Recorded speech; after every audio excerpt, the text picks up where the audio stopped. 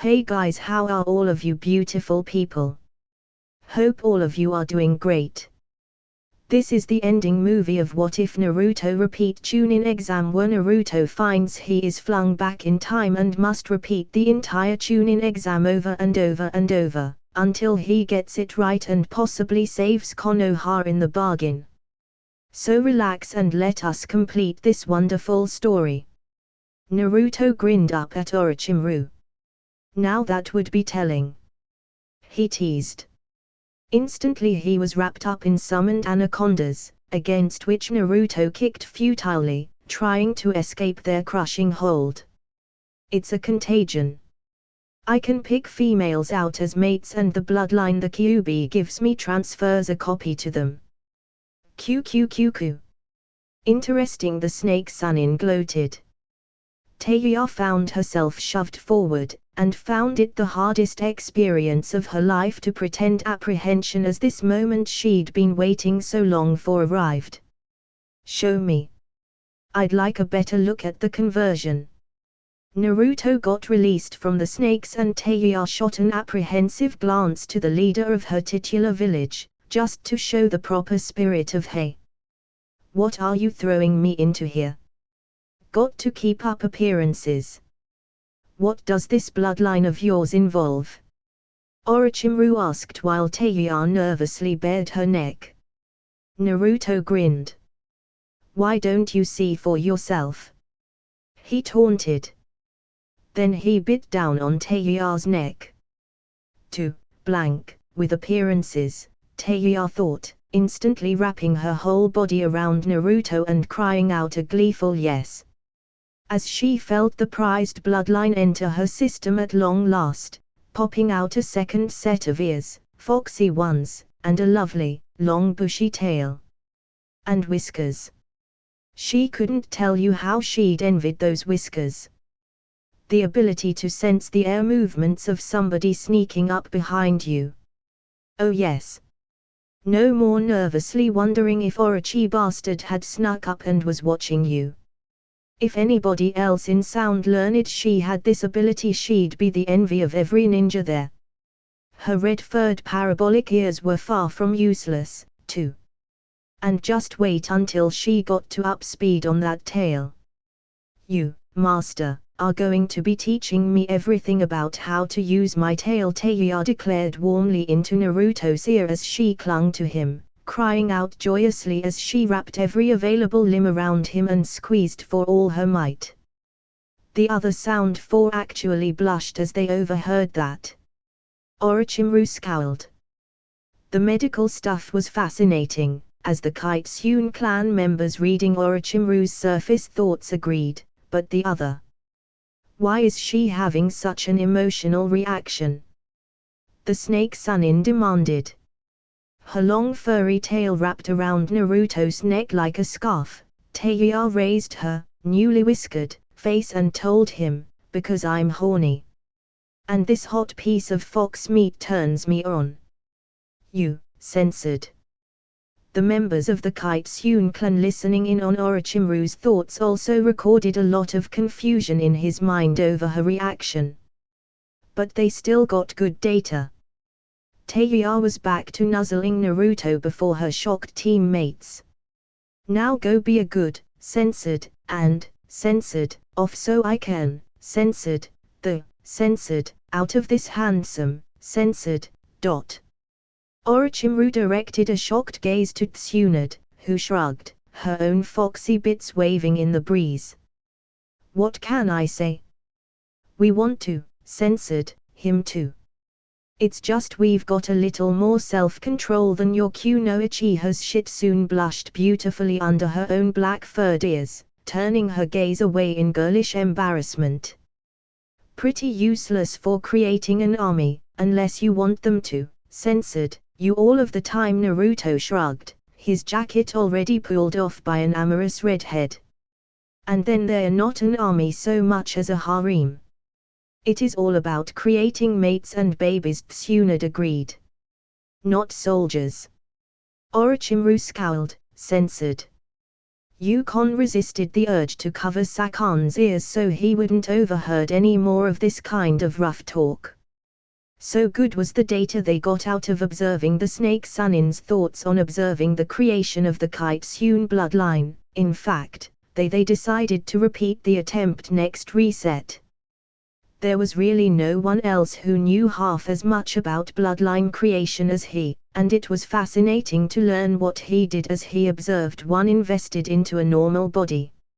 Suddenly Naruto stopped, asking conversationally. "Say, Orochimaru, you're interested in bloodlines, aren't you?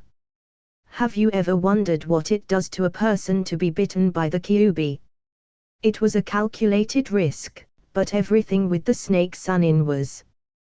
The pale Sunin blinked from where he was bound. "I would assume that it would involve total destruction of the body being bitten." "Usually, yes," Naruto agreed. "However, there are one or two circumstances under which it turns out different, ACK. It turned out their carefully timed interruption arrived bang on time as Mitsuki came charging into the clearing, 2 Konoha and Buu on his heels. Orochimaru cloaked everyone in an illusion and before Naruto had time to react, tied him up with his tongue to keep the boy quiet. The traitorous Chunin took the serum that Orochimaru had promised would offer him power, and it did, for a time, turning the former academy teacher into a man-tiger hybrid with impressive abilities. Before it overcame his system and he died. Then Naruto's severed head rolled on the grass alongside Shitsune's, while Orochimaru leaned close to whisper in Tsunade's ear, "Tell me, teammate, what you hoped to gain by laying this trap for me." Yakumo came alert in a heartbeat and leaped out of her bed. This display of activity would have shocked anyone who knew her from before. But it was reset morning. Tsunade had been so upset over her old teammate killing her husband and her lifelong friend /apprentice that she hadn't even enjoyed killing him in return.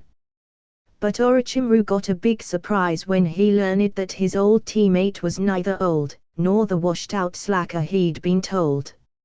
Naruto might have trouble killing Orochimaru, but Tsunade didn't. She'd pulled out his spine for that stunt.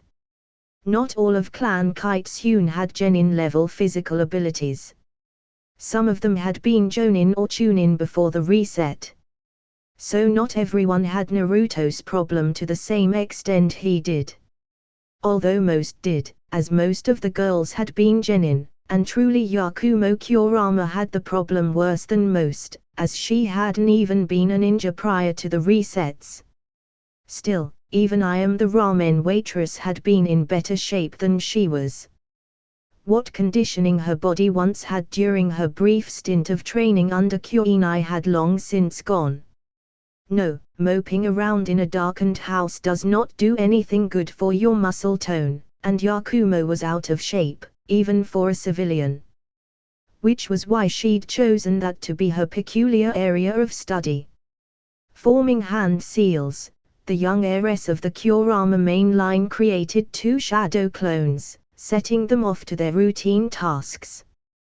One would use her bloodline to incapacitate her 3 guards with an illusion of Kyuinai and Tsunade arriving, informing the guards of a new treatment, not unlike their first visit to the estate, actually. They pretty much repeat that experience for her guards' benefit, leading toward Yakumo's eventual freedom. The second clone started out by scribing one of the receiving seals for the Flying Thunder God technique in the Manners music room. They would be testing that later today. People raised by the impure resurrection technique had molasses slow thought processes, and didn't volunteer anything, only obeyed instructions, so it had taken positively forever for the 4th Hokage to instruct Naruto in his signature techniques, and then they'd run into a snag. Arashi Kazuma, the 4th Hokage, had placed those seals everywhere. Every room in his house, half the shops in Konoha, all the council chambers, just about every room in the Hokage Tower, and scattered far and wide over Fire Country and every country and village he'd ever visited. to say nothing of the thousands of those seals he'd thrown over every battlefield since he'd learned the technique. The problem with that was Naruto wasn't the only instinctive genius in that family, and his father had a gift for telling those seals apart, a gift that he could not train his son in, because he didn't know how he did it himself. Naruto had once used 1,000 clones to go jumping, and he couldn't tell if, after a full reset, any of them had even visited the same place twice. They'd had nothing close to ability to control where they'd arrived. Lacking Arash's genius ability to automatically distinguish those seals apart, they were busy having experiments to determine another way, and one of those that would be conducted this reset was to try and see if they could tell the chakra of those who'd scribed the seals apart. Every girl would scribe one based on her own chakra, and then they'd try to see if they could find their own. They'd also use clones to do the jumping, because so far there had been no telling where anyone using the Flying Thunder God technique would end up. It might be in a shop, some anonymous wilderness, or among a group of enemy ninja who are as startled to see you as you are to see them. Of course, that was interesting, both exciting and new, so Flying Thunder God Tag was already becoming one of their favorite games. See the elemental countries and drop into all sorts of new situations, places, things and enemy ninja trying to kill them in ways none of them had ever seen before. Hey, boredom was still their worst enemy, and this was almost a shock in how much it was anything but. Even Anko was praising how it was shaking them out of their routines and reawakening their situational awareness to drop in on a sunny beach where Mist Kunoichi were sunbathing, and spray them all with freezing water from a jutsu, appear outside a daimyo's castle, and lob in 100 paint grenades, see shops they'd never seen before, and if they had anything Naruto couldn't already make, buy it so he could take it apart to learn the patterns, or other such fun nonsense. Really, it was life to begin to have original experiences again, shocking many with just how much they'd missed this. Sooner or later they'd even learn how to chase each other doing it. This source of originality also sparked off another. Aided by the incredible resource that was the Uchiha clan library, which they all had a clone reading at all of the time now, and others practicing what they'd learned there, the Kitsune clan was now exploring jutsu research, hoping to create their own. Hey, just about every S-rank ninja did it, and, knowing Konoha, Naruto could save the entire country multiple times, slaughter the Akatsuki, overcome legendary foes and still remain a genin. So, since none of them planned to be anything else, they were going to do their own. Tsunade, who'd already done one in the form of her strength technique, was quick to point out that Naruto already surpassed her in the jutsu creation department. There was his real transformation, not to mention his veil had fewer limits, but he'd had the sexy and harem techniques invented before he'd exited the Ninja Academy. She'd never heard of another ninja who'd created his own techniques prior to becoming a ninja. Not to mention ones able to knock out a Hokage. But, naturally, Konoha gave him no credit for this legendary feat. Heck, it was only once they'd begun jutsu research that they'd discovered his shapeshift ability was not his most impressive original technique. Naruto did not know the shadow clone technique. Oh, he'd created a version of it. But like his special transformation, back then he didn't really know how to read, so did his best with the pictures of the hand seals and what rough description he could work out of what kanji he could understand, which was not a lot. It was only once they'd begun to delve into techniques in earnest that Tenten noticed that the version of shadow clone he'd taught her, while similar to the official forbidden technique, wasn't the same and had some rather important differences. That was when they'd gone to question him and discovered back when the kid had learned the technique he could barely read, and had puzzled it out from only partial instructions, something that his wives now selfishly wished he'd done more of, as every time Naruto done it, he'd appeared to substantially improve on the techniques. His transformation was actually a solid shapeshift. His veil technique covered more area for less cost and could be maintained over greater range, and it turned out his shadow clones did not divide his chakra at all. In fact it, strictly speaking, could only be termed an advanced shadow clone because his duplicates were actually more intelligent versions without maximum range. This last was pretty easy to determine when they went thunder god hopping. When learning what he thought was the shadow clone technique, Naruto had somehow generated a puff of chakra, then used shapeshift to transform that chakra into a copy of himself. The cost was pretty high up there, an A rank drain per clone, but nowhere near as bad as dividing your chakra 1,000 different ways. They were actually thinking of calling it the Kitsune clone technique, since you needed the clan's bloodline to perform it. The ability to shapeshift was integral to it, and real transformations were an aspect of his foxy nature. It turned out poor Konoha had only learned a fairly accurate disguise using the normal academy transformation technique when Naruto taught him, not the actual sexy technique as Naruto had developed it, as that was based upon his ability to shapeshift, which no non-Kitsune had. Still, Yakumo was not the type of girl to complain about unique advantages that might keep her, her sisters, their husband, friends or eventual children alive. None of their clan were upset about that, to be honest. While her clones were taking care of routine tasks, Yakumo went to take her shower. A bath would be nicer, but take longer, and she wanted to rejoin her friends and new family as soon as possible. And they were family. The Kyuubi had devoured the branch house Kurama a few times, enough to have copied her mental illusion ability into the Kitsune clan bloodline package. So they were as much her family as anybody, and more than the suspicious branch members that had trapped her here. No, Yakumo would be eternally grateful to her rescuers. Besides, there would always be a hot spring soak later, there always was. Those training illusions had been the start of her wonderful ninja career, but they were not the end of her rapid advancement. She had spent more than a few resets receiving long instruction from Ino, by now the single best user of the Yamanaka clan techniques in the village, and her skills and abilities mated to the Kurama bloodline were just scary. As one minor demon ought to be able to testify. It took Yakumo less than a second each morning to cast the demon possessing her into an illusion that destroyed its mind, the chakra construct body following soon after. She took care of that during the middle of shaving her sadly neglected legs, and that took only a handful of seconds, as Naruto had worked out countless grooming techniques he'd shared with the Kitsune clan females.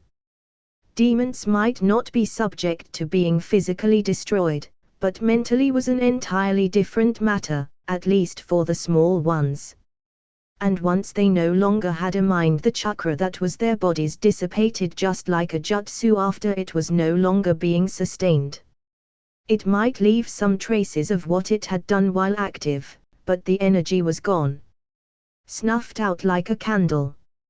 Looking better than she ever had pre-resets, Yakumo dried her body with a set of big, fluffy towels. Yes, she could do it with techniques, but those took too much moisture and left her skin feeling dry and crackly, and got into the clothes Naruto had prepared for her, and that one of her clones had gone to fetch before she was out of the shower.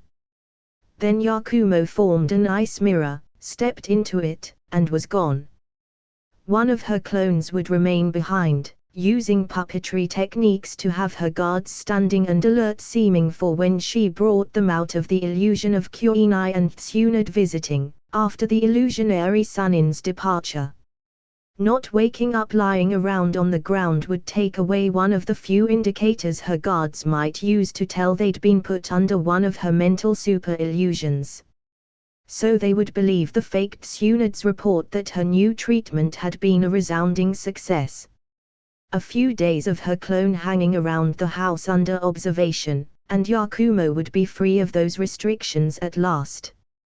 And the copy she left to carry out the last of her house arrest would be practicing music in the well-lighted room, while dipping into Naruto's mind to copy his skills in that area. Nothing wasted, even clones could learn and transfer that back to her. The other end of Yakumo's ice mirror transport landed her in a medical office with Yugao.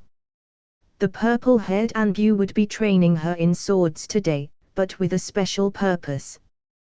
Tenten would be joining them, distressed over how few of the techniques of her native Mantis clan in Suna she could master with her present underdeveloped body. One simply didn't enter the Kite-Sun clan to remain mediocre. Yet they all knew their worst limitation was the lack of any lasting physical development between resets. And, well, Yakumo believed her bloodline gave them the ability to fix that. It was quite simple, actually. By using her mind-affecting illusions she was able to injure or even kill. A person whose mind she subjected to illusions of fire got burns over their body. So, by pairing up her bloodline ability with an illusion of a workout, the body should actually suffer the bruises, strains, exhaustion and fatigue of having actually been through the ordeal, just as it would burn itself if she put someone under an illusion of fire. Since her illusions were able to affect their real bodies, whatever physical conditioning that happened in the illusion would also happen in the real world on their bodies. They could strengthen their muscles, improve their reflexes, and all sorts of things they are normally limited with would be overcome. That was stage 1, the easy part, and already accomplished. Heck, it hadn't taken anything more than the idea to get that one right. But one workout did not a fit body make.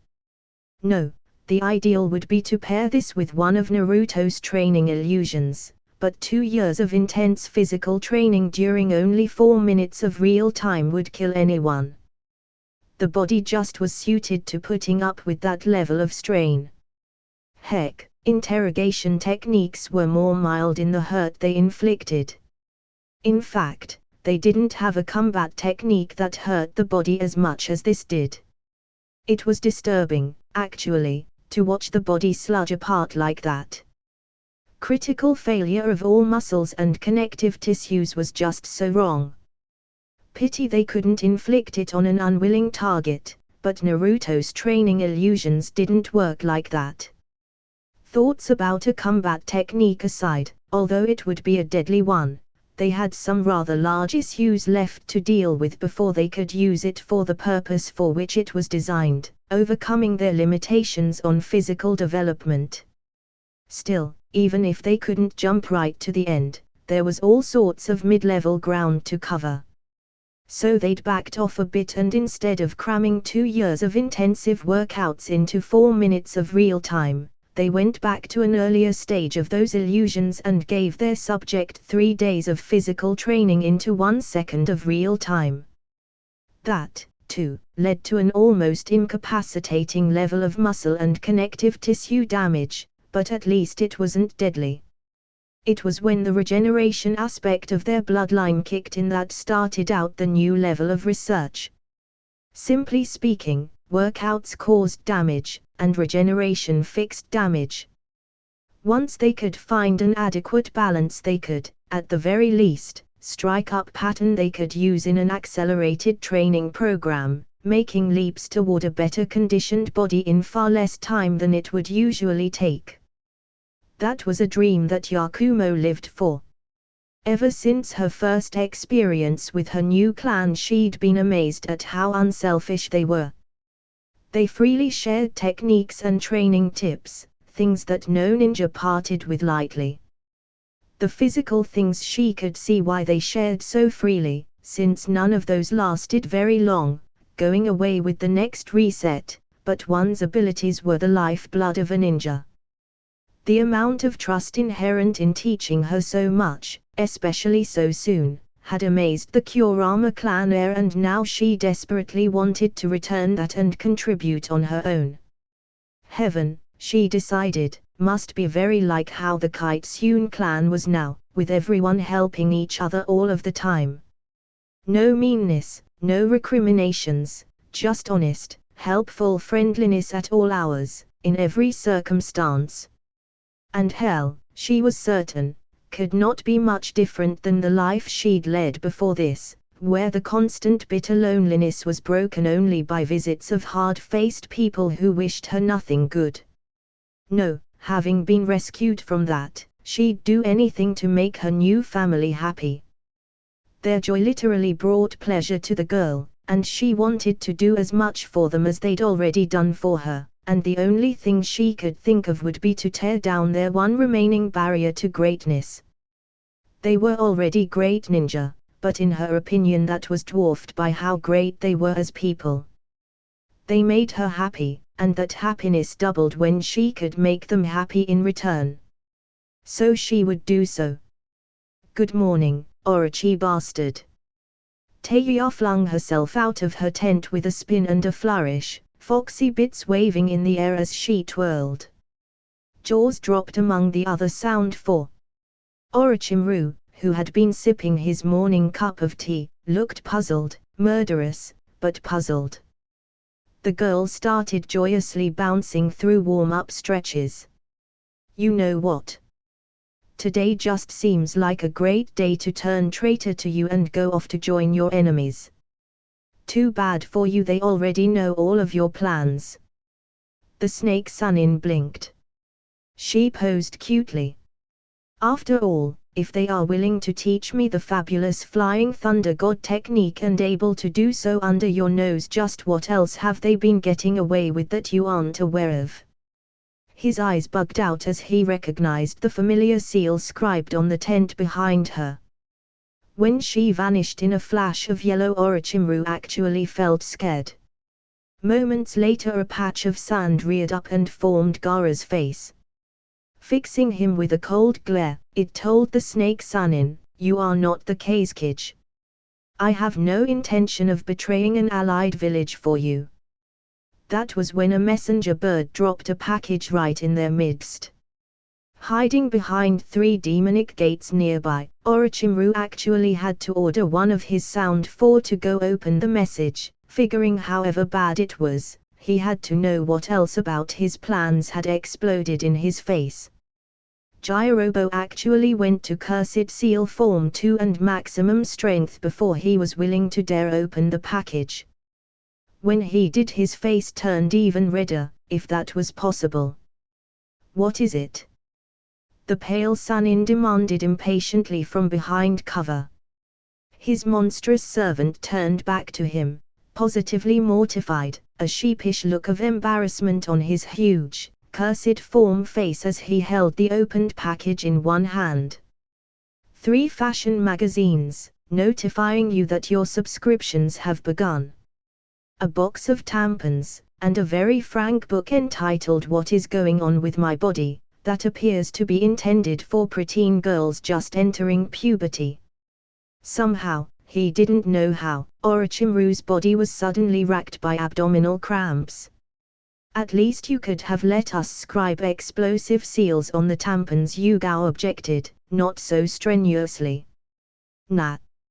It's better this way, Naruto overruled her, bouncing along happily. A threat is something he could understand. That would reduce it to a simple, aha. They were trying to trap me into blowing myself up. But this way he gets to wonder what we were up to, and that confusion would be worse for him than even if we'd succeeded in stuffing him full of explosive tampons. At least tell us how you managed the cramps, Yugao pleaded. Simple medicine. Naruto chortled gleefully, bouncing along even higher. As you know, he's immune to most every poison, but those act to disrupt and destroy the body. So instead I dosed him with something that was meant to activate the body's natural flows, working with his system to restore the proper functions of that body he's wearing. Only the energy of a creek is one thing, but you dam it up and it becomes a lake. Release that and you've got problems no one who'd seen the tiny creek could even imagine. With all of the pent-up energy of those periods he's skipped since taking over, I think he's about to go through the mother of all feminine cycles. Ouch! The purple-haired Anbu winced in unintended sympathy. Having been through her own periods, it was as automatic as men crossing their legs when seeing another man get hit by a groin shot. Yeah. The blonde Jenin agreed, gleefully.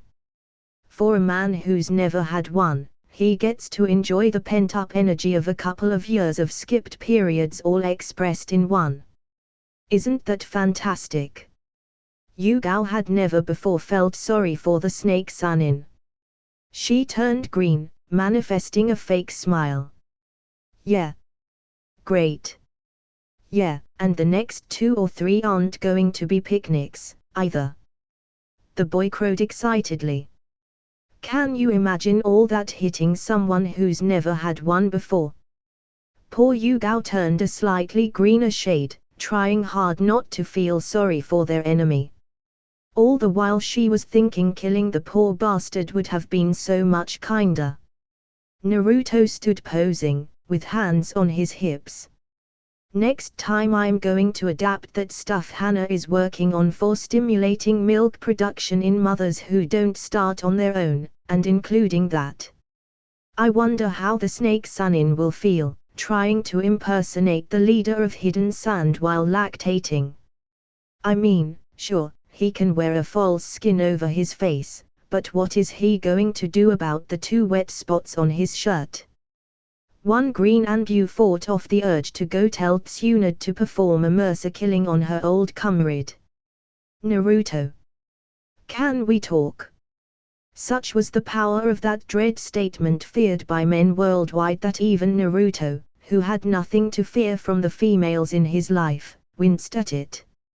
He looked up from where he'd been using an earth jutsu to give the 4th Hokage a giant stone sign reading will perform A-rank missions for food to find Sakura standing there beside him, looking oddly peaceful, even though she had tear tracks down from both eyes. She'd been behaving morosely lately, even avoiding him, so this was a switch. Sakura Hirano, the brashest girl he had ever known, and that was including some real wowzers, like Anko, in the mix, so was not a trite statement, was behaving bashfully towards him. Naruto's guard instantly went up. When girls were being unpredictable they were at their most dangerous. The pink-haired girl stammered on. I just think you ought to, you know. She raised her eyes to meet his tearfully, then blurted. I don't think you should restore my memories anymore. She practically shouted. You could have knocked Naruto over with a feather. Now, naturally, when a girl is upset the last thing she wants to do is explain her reasons to the object of her ire. Luckily, Naruto had not been awash in a sea of women without learning a thing or two about how they worked, and had her bent over a massage table within moments. Nothing female could resist his entreaties when he had them on a massage table. However, Sakura actually fought him, as in fought him. Trying to pull out a kunai and everything, so determined was she to resist giving out any information on the subject of her vital pronouncement. Of course, by now he had more than a bit more training than her and all it took was a flick of ninja wire to securely bind her to the massage table, whereupon she immediately burst out crying. Naruto was thinking she was just determined to be difficult until at last she sobbed, "You have never, ever touched me before." And the lad had to admit this was true. In fact, a good portion of each reset was spent trying to avoid Sakura in a number of ingenious ways. But it had never struck him before that he'd never once given her the massage that all of his other girls took as standard rewards for their typically good behavior. It's just, well, I didn't want you to get any ideas, the boy admitted, softly rubbing her feet. No need to get intense yet. The girl broke out in fresh rounds of sobbing. When at length she could speak again, Sakura could no longer meet his eyes, gazing around morosely as she made her case. So he asked, moving up to knead her shoulders, "Are you going to tell me what's wrong now? It wasn't supposed to be this way." The girl broke out blubbering. "You were supposed to love me. You always did before." Naruto had already opened his mouth to let her down gently, telling her he didn't anymore, and his reasons why. But she beat him to it. "But now you don't. It's obvious you don't. And nothing I can do could encourage you to." They both flushed at that pronouncement.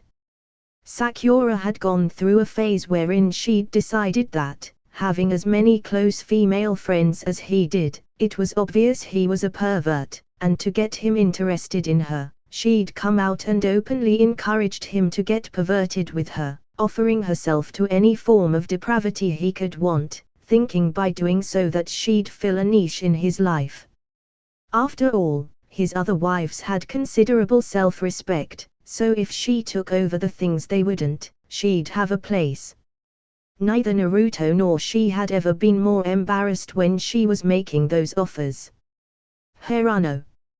He started to sputter, before he realized that he'd switched to the impersonal clan name for her long ago. No more shouts of Sakura-chan for her. No, that had ended long ago, and now he started to see some of what that had meant from her end, when he caught her wince. "I know I deserved that," she admitted. "I did nothing right by you, and even now my attempts to make you see past that are only driving you away, so I think you'd just be happier without me in your life." She concluded this statement miserably, unable to meet his eyes. "You'd be there anyway," he remarked reasonably, still working her shoulders. "Yes, but that's my other self," the depressed girl sighed. "And she doesn't know how wonderful you are, so would not feel terrible over not having you. Also, I know I never treated you well before, but at least you know how to handle that. And I think you prefer having me as your adversary and a Sasuke-obsessed fangirl anyway. At least you know how to deal with that person. You can tease and play pranks her, things you'd feel guilty doing to me. But she won't remember or care," here the girl whispered softly, "plus, she deserves way worse than you'd ever actually do to her." Once more you could have knocked Naruto over with a feather. "I think," the girl choked back a sob, "that you'd enjoy dropping her naked into all sorts of embarrassing situations, right?" She tried to venture a brave, encouraging smile, but it came out sickly and wan. Naruto was now seriously concerned enough to stop the massage and use the Yamanaka clan techniques to get to the bottom of this, and what he found was no deception. Sakura was giving up on him for his happiness sake because she believed that would be better for him. There was, however, also a substantial component of wanting out of her own miserable life, always wanting yet never having him. She had basically accepted the suicide of her current self in the only way that a person could die in these resets, the cancellation of her returning memories, in hopes that it would make her escape her pain and make him happier. And she was trying to bring that about. Seeing her secrets were outed, the pinkette grew bold in the way only those who had accepted their imminent demise could do. Her voice actually grew gentle and kind, a tone he'd never heard from her before. "Naruto, to most people love means sex, rutting around like animals experiencing physical pleasures. That's nothing like what you've got. Okay, you and your wives have sex, that's obvious and appropriate, but to you that's extra, something you add on top of what you've already got." She sighed, casting her gaze down. "To everyone else our age sex is just a sport, a way to have fun, not unlike drinking or video games. But it doesn't mean anything to them. Now obviously I don't go poking my nose into your bedrooms, but even so it's obvious to me that's totally unlike what you and your wives have got. That's why my offers of any perversion you wanted, no limits, got rejected. The way you glow with tenderness and understanding as you treat each other is unlike anything I've ever seen before. She turned her face away from him, afraid to see his eyes as she admitted, "Do you know most couples fight? I don't think you'd realized that. Also most girls get jealous if their boyfriends see anybody else, even if it's innocent." Her tones dropped low as she confessed, "I can't tell you how many hours I spent, wasted, lying in wait for such an opportunity. I was so sure that you'd have a fight, and I'd jump right in on your side and support and comfort you. I'd be the good guy for once, and you'd actually fall in love with me again." She gave off a bitter chuckle. "I was so foolish, then." Naruto's eyes had grown wide over these admissions. Sakura opened herself to him totally. "You know why it's hopeless for me to pursue you. You have no needs. You have nothing you lack that I can give you. I was so sure you'd have a fight, any fight at all. It seems like you've got hundreds of wives sometimes, somebody had to offend you once, hadn't they?" Here she broke down sobbing once again, yet didn't stop speaking. The dam had burst, and she knew she'd never get another opportunity. If things worked out the way she wanted, she'd never be able to. The girl who was hurting wouldn't exist anymore. So if she didn't confess it all now, it would never be told, and the wound, somewhere, somehow, would never stop hurting. But it's not like that with you. You love everyone around you so totally they have no reason to feel jealous or ashamed. None of them want to hurt any of the others because that would upset you, and there is nothing they'd like less than to upset you. Tears were flowing freely as she looked at him, memorizing his face this one, last time. Even thought it would soon be gone forever. None of them want to injure each other, because you care about all of them. And because you love them, they are nice to each other all of the time. Do you know how rare that is? It doesn't happen. Except with you," she finished in a mumble. Here her face looked positively tragic. "I've tried to belong to that, but I couldn't. I tried being nice, only everyone held me at arm's length because I'd hurt you. Here she sobbed, breaking out in a fresh flood of tears. "I want to belong to you. I want to be nice to you. I want to be a part of that happy, glowing community that always surrounds you. But I can't. I've tried everything, and I just can't. No one would let me, and I don't have any idea how to make it up to you so I'd have a chance. So I just was to go away and stop hurting. That's not too much to ask, is it?" Seeing refusal in his eyes, she smiled miserably, pleading, "Naruto, all I do is make you miserable. This is the first unselfish decision I've made in my life. You can stop avoiding me, because I won't be after you. Everyone will be happier. Please let it stand." Now Naruto sighed. Having been unprepared for the emotional blast, which had obviously been building for a while now, he had to spend a few moments to collect himself. "Just let me go," she pleaded. "I'd been talking this over with my wives," he admitted.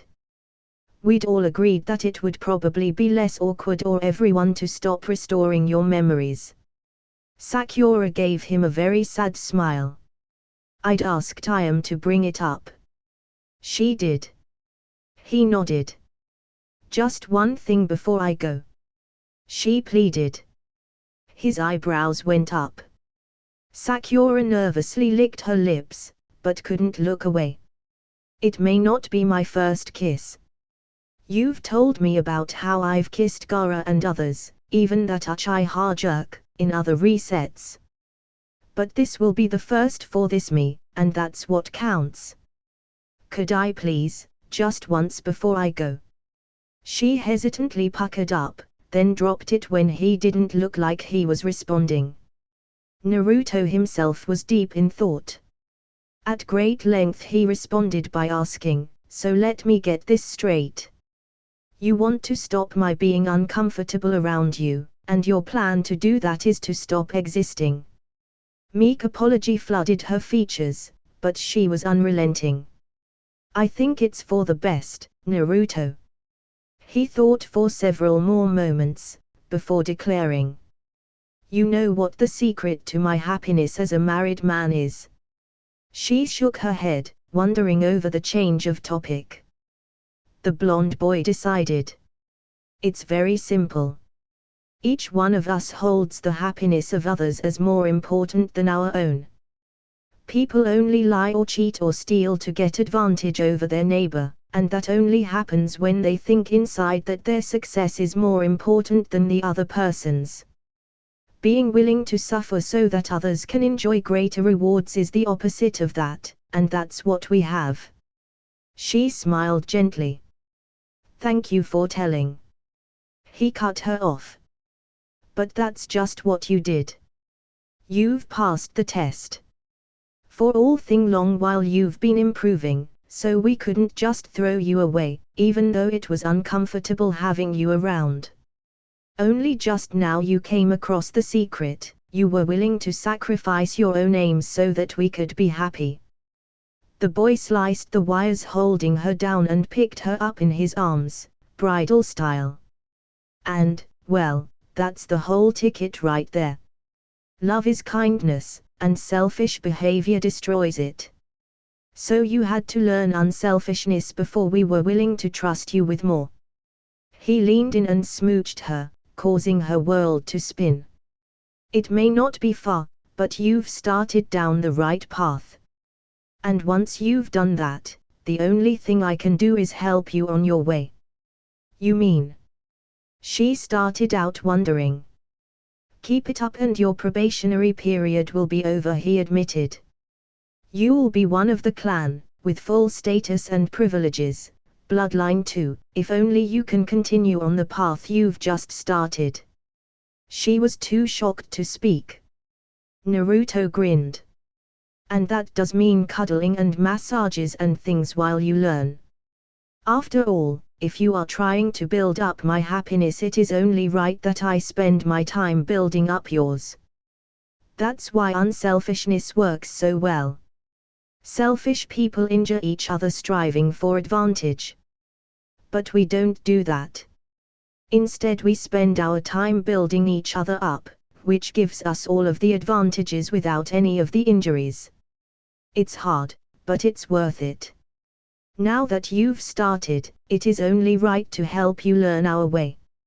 It having been mentioned how much fun they'd had exploring the exciting new possibilities of sand, several of the senior Kitsune were using the Yamanaka family techniques to read the minds of genin teams there for the Chunin exams, to learn about their home villages and get an idea of how to comport themselves to infiltrate those villages. And it should not have been surprising they ran across some surprises doing so. The village of Hidden Rain is in the midst of a civil war, Tamrai declared. "What are the sides? How are things divided?" Ino perked up. She'd been reading about Grass Village, which so far had been pretty boring. Tamrai rubbed her eyes free of distaste. "Well, it seems pretty much to be a power grab by one man. But he's somehow got the Rolling clan working for him." "The Rowlings? How did that happen?" Naruto stopped his own explorations to respond to that announcement. "Could someone explain for those us of who've never heard of them?" Kin chided gently. Naruto, now having read the entire Konoha public library 8 or 9 times by now, along with every book and magazine he could find scattered around the village, was now among their more knowledgeable members, started to explain, only to get beaten to the punch by Tamrai. They are a clan whose blood limit has been denounced by every ethical ninja as dangerously unpredictable and contrary. They're no use in battle. They only cause chaos on all sides together. Okay, fine for a summary. But what does their blood limit do? Tenten entered this discussion with her own curiosity aroused. Naruto rubbed his eyes as if trying to clear out a nightmare. You know there are several major bloodlines that are all sight-based. Well, the rollings are auditory.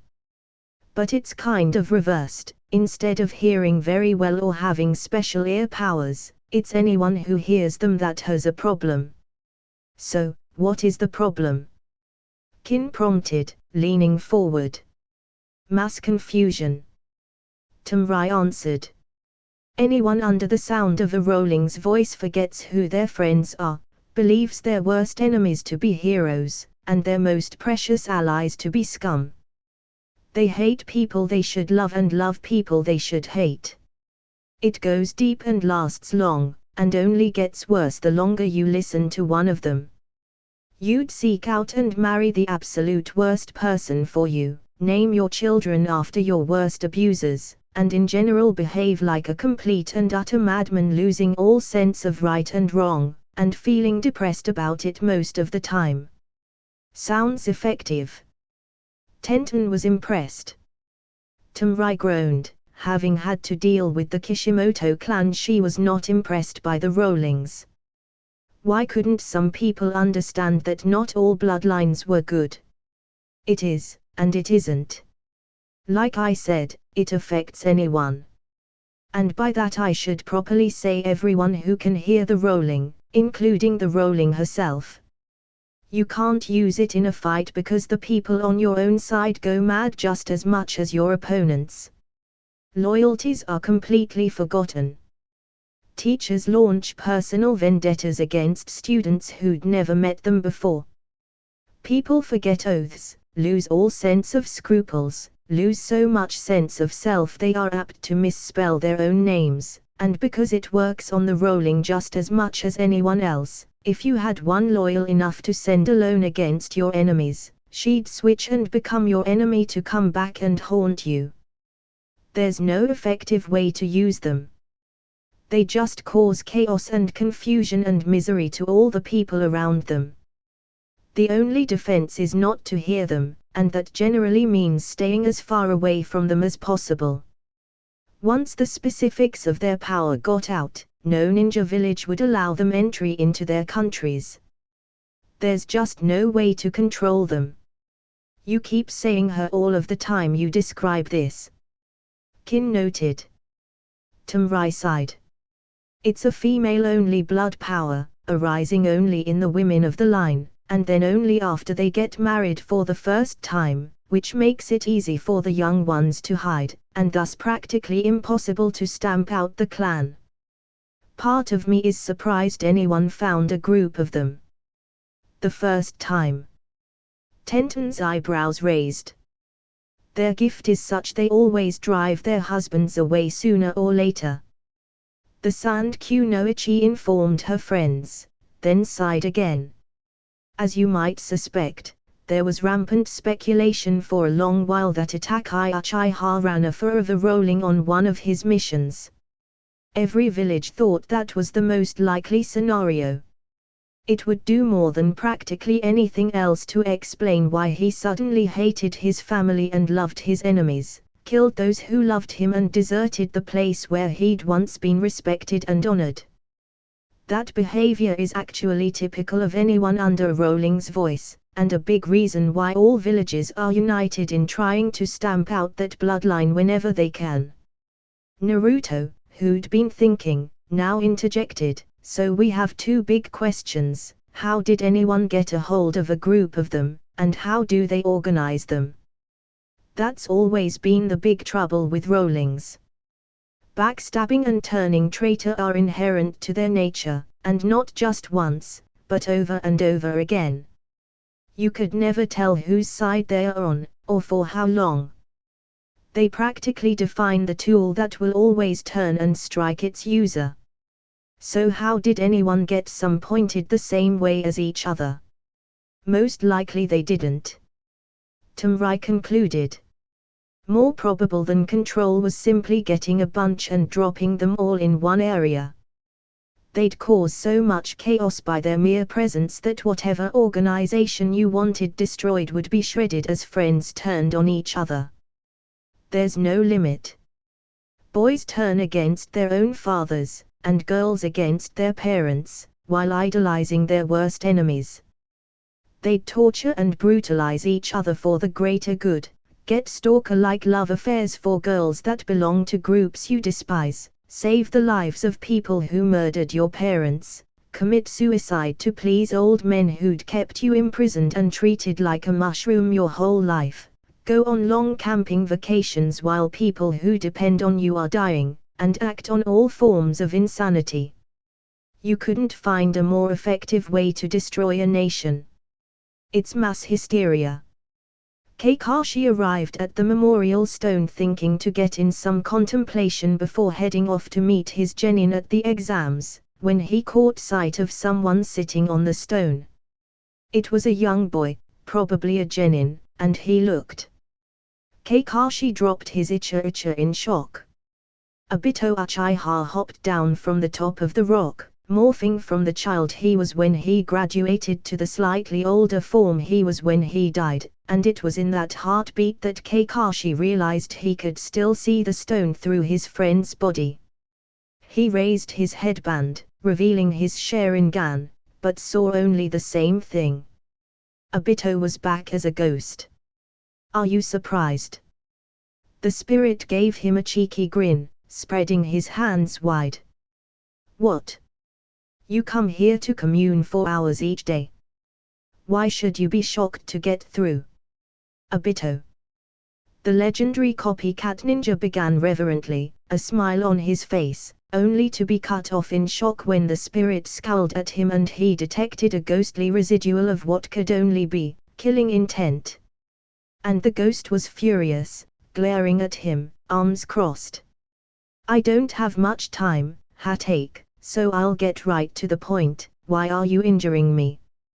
Kakashi's original and borrowed eyes both widened in denial. No.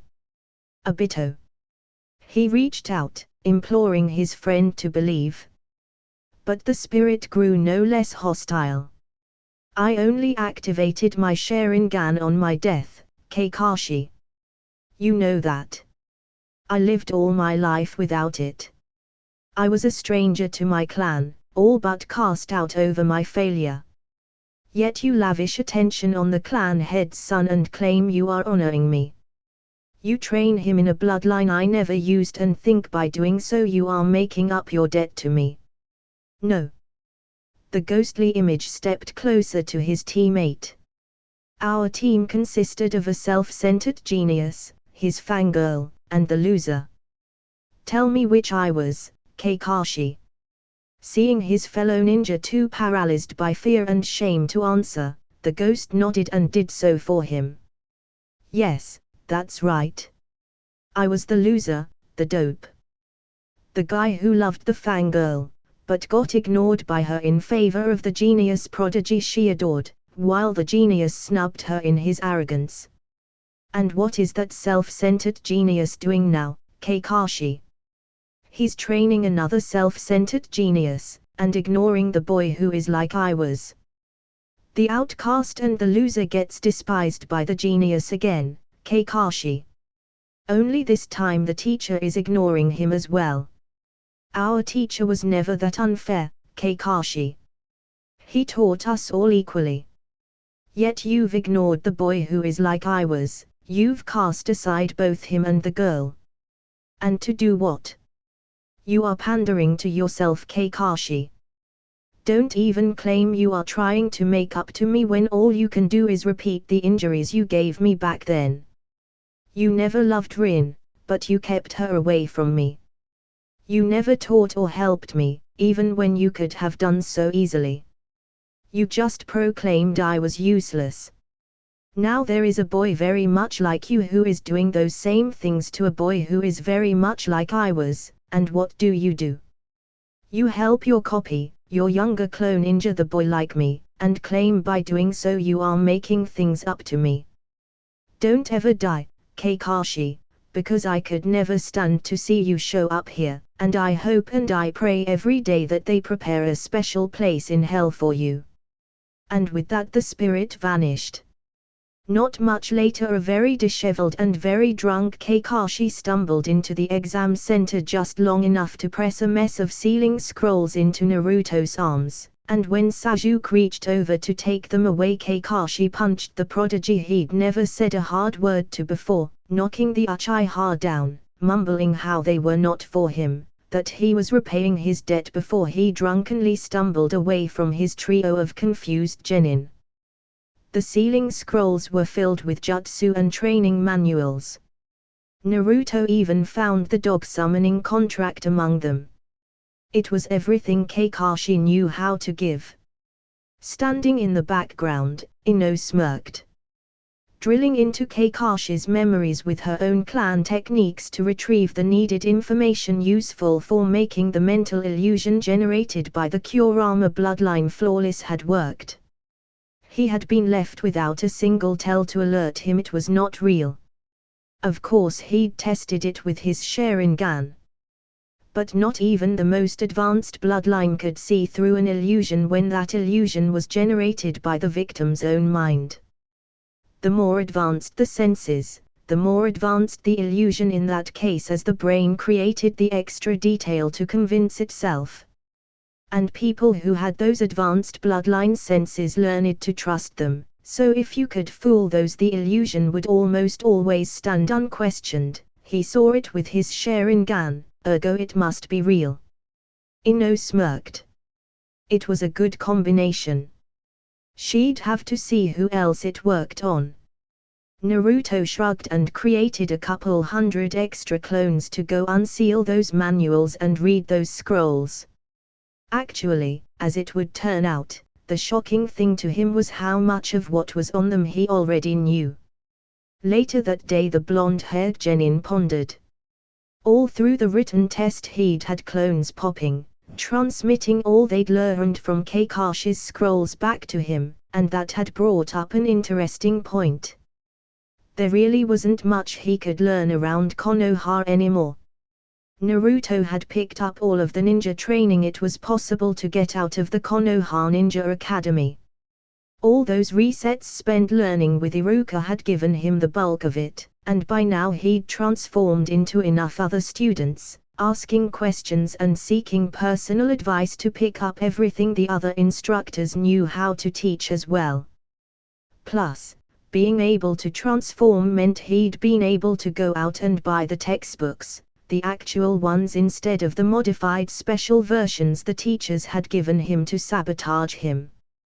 He'd not only bought the required books, but all of the optional, supplemental and recommended reading as well as the special case and niche stuff meant for ninja who were seriously into specializing in a certain field, and he'd read all of them dozens of times. Heck, the last couple of passes through he'd made a game out of correcting the spelling, grammatical and content errors. If there was anything that Konoha village considered basic enough to teach genin hopefuls, he knew it. And with Tsunade becoming Kazekage so often, most of the stuff Tsuna taught their ninja he already knew too, and it wouldn't be long before he knew the rest of what they had there, either. All of the specialized sand training for their wind techniques may have been boring, but no more than leaf floating, and he was nearing his mastery now. He was even learning how to create his own giant fan, like Tom Rise, using the scrolls her mother had left behind on those crafting techniques. Heck, with Tsunade as their Kazekage she could order Tsuna to teach her husband and sister wives not only the basic stuff, but up to more advanced levels as well, anything that wasn't clan secrets, basically. Enough to become a Jonin several times over, at least, and for clan-specific stuff, as Tenten, aka Konohana's family by marriage they were already learning the mantis secrets. So shortly he'd know more about being a ninja of hidden sand than he did about being one of hidden leaf. So, the question became, what next? As Naruto was turning a fork he'd made over in his hands, thinking hard during their after-test lunch, he noticed how much work he'd put into that simple bit of cutlery, bringing up the thought of how many skills he had to hide from his daimyo now, when suddenly he had his answer. Daimyo-sama, the Naruto clone transformed into an old man, pressed his face into the floor of the Lightning Lord's court in full prostration after the ceremony of his formal presentation was over. I crave a boon of thee. The daimyo of Lightning Country smiled down on the craftsman. With his skills, the glory and grandeur of his court would shortly outshine even his most impressive rivals, and Lightning would be known as a land of wealth, as well as one of power. That was more than enough to put him in the mood of granting the old craftsman favors to keep him happy. What is it you wish? The old craftsman gestured aside at the crowd of young girls kneeling behind him. Lord, I have a large family of many nieces and cousins. My son I would gladly train in my work to follow after me, but these many girls have not the gifts nor the temperament to forge cunning works in the art of metal. Still, I would not leave them penniless or without a trade. Since they are not worthy of a noble marriage and I cannot teach them my own specialty, their mothers have asked that they be taught as ninja so their futures may be secure. So be it. The daimyo motioned with his fan aside to one of his aides. See to it they are transported swiftly to the village of Hidden Cloud and enrolled in their ninja program. It is the middle of their school year, the aide half objected. The daimyo got a little shirty, as the craftsman's request was an easy one and he didn't like being balked over filling it. Then see to it they have tutors to bring them up to speed with the rest of their classmates. Go. Transformed as female, Naruto fought off a smirk as she was led along with the rest of the clan Kitsune girls to go off and train in Cloud. Heck, with the daimyo as a backer they'd be put on the fast track, getting the best help and instructors, thus learning their secrets most quickly. 1 month of that instruction, repeated a few times, along with what they were doing to dredge the secrets of their home villages out of the foreign entries to the Chunin exam, and it wouldn't be long before they could pass as locals and even begin pulling off that trick Naruto had used to learn the Ninja Academy martial art style back home, replacing other students to learn the lessons on their levels, gradually replacing better and better ones until you had all the knowledge that villages academy could teach you. Only in this case applied to more than martial arts. In fact, if this worked out well she'd have to see about trying the same thing with Rock and Mist and maybe the other villages. They could even excuse some amount of ninja knowledge by claiming to have once been a wandering ninja clan who'd had a craftsman skilled enough to land a permanent position in court and get his clan a home, and thus get into more advanced classes. Best of all, by making his craftsman persona an old man, he even got out of any potential marriages to noble daughters. While looking into other villages, Naruto had reached his own epiphany. He needed projects to work on, as he'd just completed inventing the sticky capture clone, which was like a water or a mud clone, only it blew itself apart into fluid that matched the sticky capture field, in this case coating all of the surfaces around it, unless you had a chakra barrier, based on the chakra pads protecting your feet from the sticky capture field, to keep yourself safe, and they'd already cured all of the ailments in Konoha Hospital. A boy has to keep busy, and having ignited some creative fire, he wanted to keep inventing as much as possible, so was strictly rationing how much he allowed himself to read out of the newly discovered Uchiha library. Techniques were good, but ones he'd invented on his own were always better, and besides that was known stuff, with known counters. He didn't want to be just another Uchiha, collecting what was already out there. Okay, that was nice, and he enjoyed it, especially since he now had access to the techniques he'd wanted all along, but if that was the limit, he'd never rise to what he could be. All of the greatest ninja created at least one unique technique, and he didn't want to be solely remembered for changing into naked women all of the time. All of that explained why he was experimenting. What he was experimenting on was also useful, and in this case he'd had a thought. While making his armor, his mind had wandered and a clone elsewhere had popped. It was during the middle of some practice, training in puppetry techniques, and before the lad with the wandering attention knew it, those thoughts of arranging new joints for his experimental puppet had infringed on what he was absently doing with his own armor, and he'd mixed the two, spoiling both. But that had led to an amazing concept. Namely, puppets could only move because of the chakra strings animating them. They had no muscles, bones or tendons to call their own. They were just vaguely human-shaped and animated by the skill of the puppeteer. So, his armor was vaguely human-shaped too. He could animate that as a puppet. But what if he animated that while he was wearing it? Could he not use the animating force to improve his own physical conditioning? Adding a puppet's strength to his own, he could be stronger and faster. Essentially it would be a set of power armor, his own body's force magnified by the assistance of chakra-animated metal he wore as armor. It already had the shape. Theoretically, that way his own physical conditioning, or lack thereof, would no longer be his chief limiting factor, it would be his skill at animated the puppet /armor he wore. And that was something he could practice up to extreme heights using clones. The idea was too intriguing. He just had to try it. Across the village, another Naruto hanging out with Haku came to the same conclusions as they were practicing their ice techniques together. One of the moves she wanted him to learn was forming a flexible layer of ice around his body to serve as armor, and one of the more difficult things to do was to get it to where it could flex and move so as not to hinder his own actions, while stopping the blows of his enemy. Clones armored this way could take a terribly amount of punishment without dispelling, so long as the armor never got breached.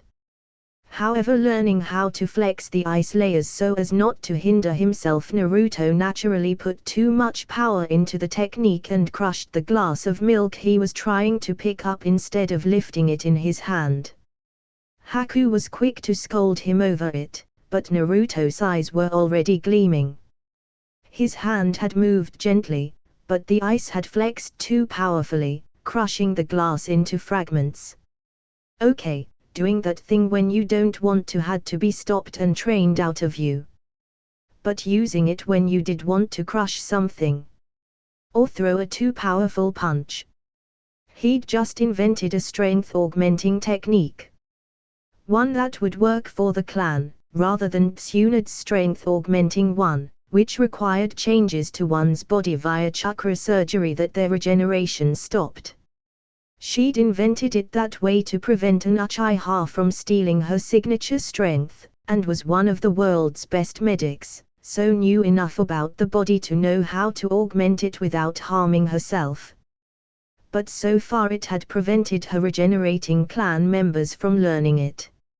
Now, well, perhaps they no longer needed her version.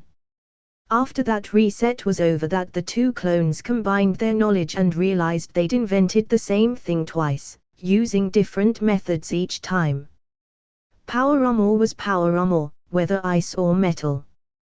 Which, of course, meant they had to invent a version using wood, which they could also create, flex and control. Naruto had finally finished translating that English book on chakra control, and it turned out to have nothing to do on chakra at all. It was about flight. Naruto had had no idea there were even rules on that sort of thing. The ninja of his world had tried and failed to fly since the beginning of chakra. Some of their very earliest experiments on elemental manipulation were on trying to fly, and all had failed.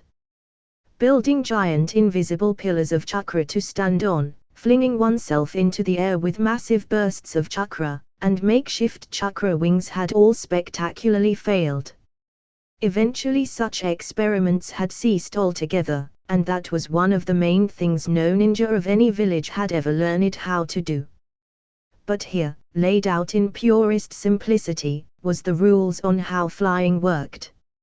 Naruto could even see, given these rules, how the previous experiments had failed. The bursts of chakra gave thrust but no lift, and thus would exhaust even the strongest kage before getting anything more useful than a giant leap, although now he knew where the origins of the ninja leaping techniques had probably found their start. While the wings were almost certainly the wrong shape, and so would not have performed adequately. The closest a ninja ever came to flying was what Tomrai did on her giant fan, and even that was imperfect, a slow fall imitating a dropped leaf of feather more than actual flight. But here, laid out in excruciating detail, was how to do it right. Someone with Naruto's chakra reserves could hop on a fan like Tomrai's and simply never land, speeding off to places like Sand Village or Cloud. Actually, he had no true idea as to what kind of range or speed he could get out of this. He'd never tried, and it would take some time to work out the new techniques that would be required for it to function. But he, and the rest of Clan Kitsune, were going to take flight. Almost immediately upon enrolling in other villages' ninja academies, Naruto had a flood of new ideas for his own projects. For example, you couldn't be a ninja of hidden mist without learning a thing or two about water manipulation. And since he was now, well, he did.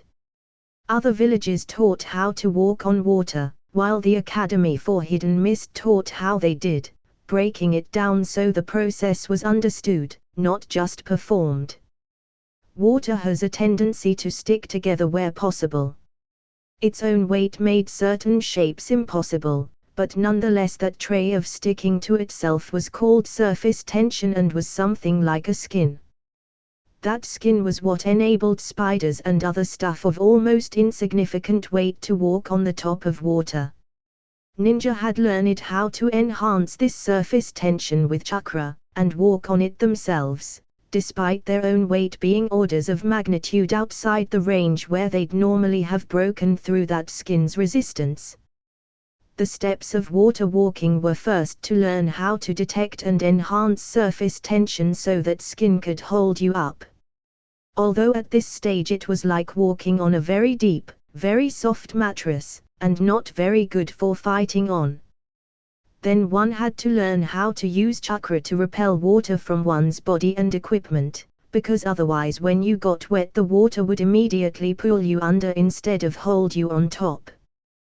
Then, lastly, a ninja learned how to make a stable platform to stand on, making the surface tension hard enough to hold them like a dance floor instead of a mattress.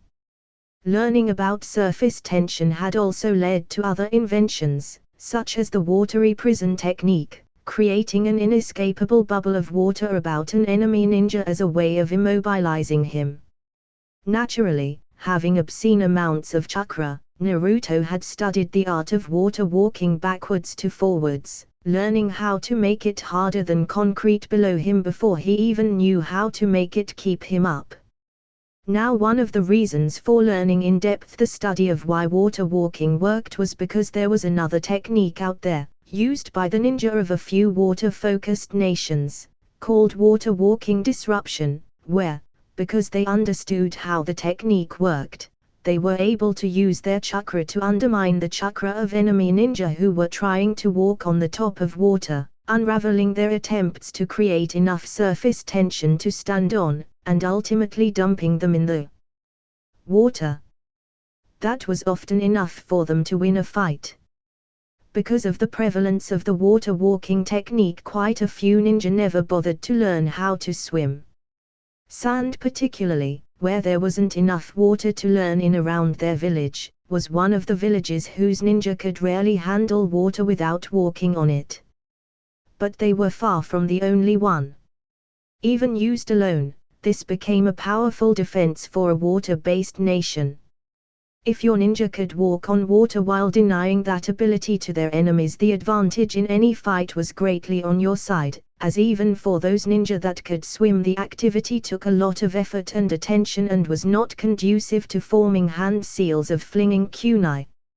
However, you fight enough half-submerged ninja who are trying to fight and you learn something else. Water was almost as effective as dirt in stopping any attacks that try to come through.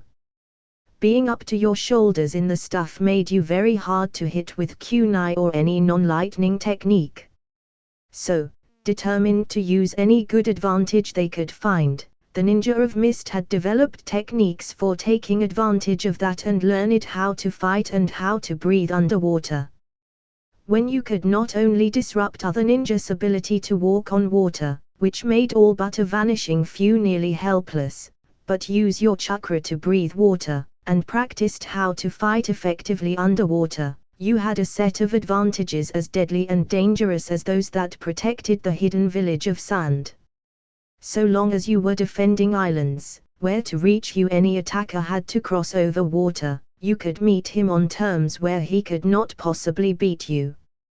All of this was well and good, and made up a part of Hidden Mist's academy set of ninja skills of things every genin was expected to know. However, it had caused a thought to enter Naruto's head that he was presently exploring. He was playing in the bath just after learning about surface tension when the sudsy water gave him an idea. Soap bubbles were really using the same thing, surface tension, to hold themselves together. They were little bags of air with a skin of water wrapped around them. In a fit of brilliance he connected this to his favorite technique, the standard shadow clone, and the kite-sewn clone as well, were chakra constructs not unlike a giant soap bubble. What he was doing to create them was to project a mass of chakra like air, which he then wrapped in a film not unlike the water around a bubble, using his control to increase the surface tension so it held, not unlike the soap in the water. Also like a soap bubble, any damage and they popped. For centuries people had been trying to toughen the skin of surface tension that made up a clone, hoping to improve it to where it could take damage. So far it had never worked to anyone's satisfaction. But there were big bubbles, and there were masses of small bubbles that took up the same space as the bigger ones, and couldn't be popped as easily. Something that would disrupt the skin of a bubble would pop all of the big one but only get a few of the little ones. And really the only difference between the big bubbles and masses of smaller ones was the number of internal walls and subdivisions. Everything else was the same. Naruto was there in the tub when he reached the epiphany that alone would have made him an S-rank ninja. The thought came to him that he could make clones that were honeycombed with many internal subdivisions. So instead of his clone being one bubble, it would be a mass of thousands of smaller ones stuck together. The advantage to this would be damage to one would not break them all. It would only reduce the overall volume, but he might even be able to train clones to recreate those bubbles to repair ones lost to damage. In short, not only a clone able to take a hit, but one able to regenerate its wounds like he could. Armored in ice or wood, these new clones ought to be able to take as much of a beating as a living ninja. With enough practice on forming and reforming the subdivisions to optimize this new clone advance, they might even equal the toughness of a fairly good ninja. It was when Kuinai invented, as part of her medical project to treat chakra exhaustion, a method for drawing chakra out of one's environment that he realized they had something very special in combination. They wouldn't be infiltrating one enemy village. With solid clones able to take a hit and heal damage, as well as replenish their chakra supplies, they'd be able to infiltrate all of them. They were having a vacation reset. Actually, it was their third in a row. The clan had a standing rule to declare them in honor of any major discoveries and improvements, and Naruto's improvement to the Shadow and Kite-Sewn clones alone qualified as a major one. as did Kuinai's ability to draw chakra out of the living environment. They were still working on a name for Kuinai's technique. Although, since no one else knew of the Kitsune clone technique, they decided rather than call it the advanced shadow clone technique or some such nonsense, they would just roll all of Naruto's improvements together in under the same name of Kitsune clone as though it had always been this good. It wasn't not like anyone else ever had a need to know.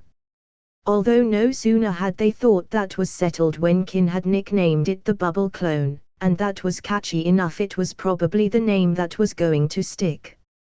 Surprisingly, bubble clones took no more chakra to form than their regular ones. A solid clone of any form took an enormous amount of chakra to create because that's what it was made of. Adding subdivisions actually took no more chakra. What it required was enormous amounts of control. The third major achievement was actually made by Yakumo, with her illusion's ability to stimulate damage being used to simulate workouts. Together with Yugao they had been working on this, but the real breakthrough had been when they developed a medical technique based on the changes the body underwent during her exercise illusions, rather than perfecting the illusionary workouts themselves. Really, viewed as a medical problem, intense muscle growth and development was not any more extreme a problem than closing up wounds. They both went through the same stages. The difference lay in the fact that to control either you had to understand what you were after. With wounds that was easy, the body itself knew. With muscle growth not so much if it hadn't been there already. But to an alert medic using diagnostics to watch someone under the Kurama workout illusions, that was exactly what those showed, how the body went through the stages of development as it increased in muscle tone. Armed with that information, a medical technique to enhance the body's physical conditioning was a fairly simple prospect. Although, basing that development on what they'd seen through the workout illusions, they had upper limits in that there was only so much improvement they could make in those conditions without destroying the body via accumulated tissue damage. Still, working out what to do across multiple test subjects, they had been able to perfect a medical technique that could take virtually any body and improve it to where its conditioning matched that of most Chunin. To the Kitsune clan this was a breakthrough of the highest proportions, as the majority of their members had fairly pathetic physical abilities compared to their overall ninja skills. Research into higher-level forms of their native martial art could now be put into practice and refined, since their bodies were refined to a higher level able to handle it. Also, it meant they were no longer the underdog in most physical exchanges. Hinata woke up early intending to take full advantage of this. It was a vacation reset, which meant that nothing had to be taken seriously, so she went about scribing caged bird seals into the foreheads of all of the main house Hyuga except herself as they lay sleeping. Naruto woke fairly early, and they had long ago learned to use their links to wake up along with him. Normally this couldn't be done without agonizing pain to the subject, and that wouldn't do, as one would wake the others, then she'd be stopped before she got to them all. But apply enough pain suppression techniques and the main house never noticed as they got sealed. All of them. Of course, while she did so, Hinata used some of those grooming jutsu her husband had created to dye all of their hair pink. Skipping on down to the branch house, she happily ordered Neji to stand still while she dyed his hair and put it up in cascading ringlets while he scowled. In fact, that was what she was doing when her father stormed up behind her and began scolding in an angry voice. Hina arg. Hinata dropped the hand seal that had convulsed the man in pain, then asked, "Yes, chief servant to the house of Hyuga. You have something to ask." She didn't even turn to face him, continuing to style Neji's pink hair as though that held all of her attention. Clearly, Hayashi decided as he lay on the ground, brain on fire and caged bird seal on his forehead throbbing in pain. Simply ordering her to remove the seals would be ineffectual. And only an unsealed Hyuga could do it. Also, somehow, a tiny corner in the back of his mind concluded that the icy demeanor he'd always considered essential to a clan head was a great deal less appealing when he was on the receiving end of it. He'd almost decided to make the appeal as her father, but then considered that seeing as how he couldn't recall the last interaction he'd had with her on friendly, familial terms, his odds of success there were no better. That was the first time it struck the man that he'd probably be wearing this seal until the end of his natural life, at which point he broke down crying. Hinata hummed happily as she continued to style a now stunned Nej's hair, the clan head breaking down into a crying wreck behind them. Inwardly she was giggling like crazy. It was a little petty, but every so often it was fun to give her father a picture of what he'd thought was a perfect daughter, cold and power-hungry, without concern for others, just because his reaction on realizing he didn't like that person was always so satisfying. Then Hinata's mother walked up behind the girl and gave her a hug, and she melted back into her mother's arms, just exuding joy and radiating a kind of happiness that lifts tender feelings into even the most hardened soul. Hayashi's was not the only jaw to drop open in shock at seeing the woman. The naked in public technique went off in the Anbu ready room, along with some of the most powerful stink bombs ever created. Childish laughter filled the air. Konoha was then filled with the familiar scene of Anbu chasing after quickly dodging prey, falling subject to paint bombs and other pranks along the way. Although in this case those brightly painted Anbu were dressed in barrels, discarded newspapers stuck to their bodies via chakra, and other assorted detritus grabbed on the fly so as not to delay their chase. One bright blue Anbu, whose hawk mask was the only thing to survive the naked in public technique and was holding torn-out pages of a phone book to his body to cover his privates, shouted as he closed in on the target, "Come back here you little Anko! Kyoinai!" The outraged Anbu came to a confused halt before the two giggling jonin, right before a cream pie hit him in the face, causing several of his yellow pages to fall to the ground as he lost concentration. His attention was brought back to the matter at hand by flashbulbs going off as they photographed him, and he screamed at the two swiftly departing women trailing laughter along in their wake, "How dare you do that?" The chase resumed. Naruto smiled as he watched his wives enjoying themselves, Kyoinai and Anko running about the village ala his own post-prank games of tag with Anbu. The Anbu, of course, never had a chance. This was the third vacation reset in a row, and there was going to be a fourth and possibly fifth. To Anko, use of the Kurama bloodline to create a medical technique that builds up the bodies as though through exercise was the jumping-off point. If it could do that, then they could also use the Kurama bloodline to practice those techniques that build up resistance to poisons. He'd given up on learning that one before even having any company in these resets, so if they could get the poison resistance going, that would be worth yet another vacation, their fifth. The fourth, however, was already lined up, locked into their schedule now that Anko had, this very morning, completed the flesh clone technique. Now all they had to do was jam some souls in those bodies and they could bring someone back from the dead, at the cost of killing someone else, of course. But this was the ninja world. There would always be plenty of enemies. Besides, they had to have something to do with Orochimaru's infiltrators. Ibuki had actually been giggling to himself as they'd rounded up the genuine traitors to use as their raw material for this. But there really wasn't a better use for Koharu, Homura and Danza. The technique hadn't worked all that well, at first, until Naruto had skipped off to Hidden Cloud and kidnapped their demon container. Two-tailed cats in legend had powers over the dead, and in practice that turned out to be true.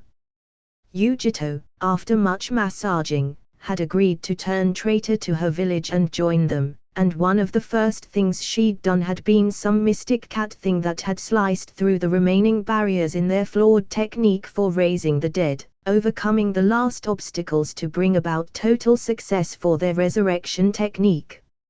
Now they had a pure resurrection jutsu. It required the demon cat's help to pull off, but she was just as susceptible to massages as was her container. Maybe even more so, as cats had a legendary weakness for being petted. Naturally, having access to their loved ones had triggered an explosion of people dear to those in the Kitsune clan coming back to life. Hinata had her mother, and because she asked, Neji had his father. Naruto had his father. Haku had her mother. The village was even being guarded by a couple thousand grim-faced Garas, determined to protect what was going on at the core of it, because that's where he and his siblings were bonding with their restored mother. They'd even fiddled with his seal so it was stronger and Shukaku couldn't interrupt. He couldn't take over when Gaara slept, either, and that was going to lead to the redhead sleeping for a week once he'd heard of it. They knew because they'd fixed his seal before, and that's what he did. The only thing keeping him awake right now was bonding with his real mother. Kakashi even had his own father back, who was tearing him apart over how much of a wastrel he'd become. They had clones with popcorn watching that drama, and plans to return Obito and Rin so they could take their turns. The first time they'd returned Obito, he'd torn into Kakashi even worse than their illusion had done, and that was the impure form. They couldn't wait to see what he'd do with his full faculties intact. Tsunade even had her brother, and the first and second Hokages. Naruto was quietly wondering what would happen to Orochi Bastard when he'd try to raise them later on, seeing as how they weren't currently dead. Actually, Naruto probably knew the answer to that. When they'd tried to raise his mother, they'd gotten nothing. Like reaching into an empty cookie jar, there simply was nothing there for the technique to grab, which told him his mom was alive out there somewhere.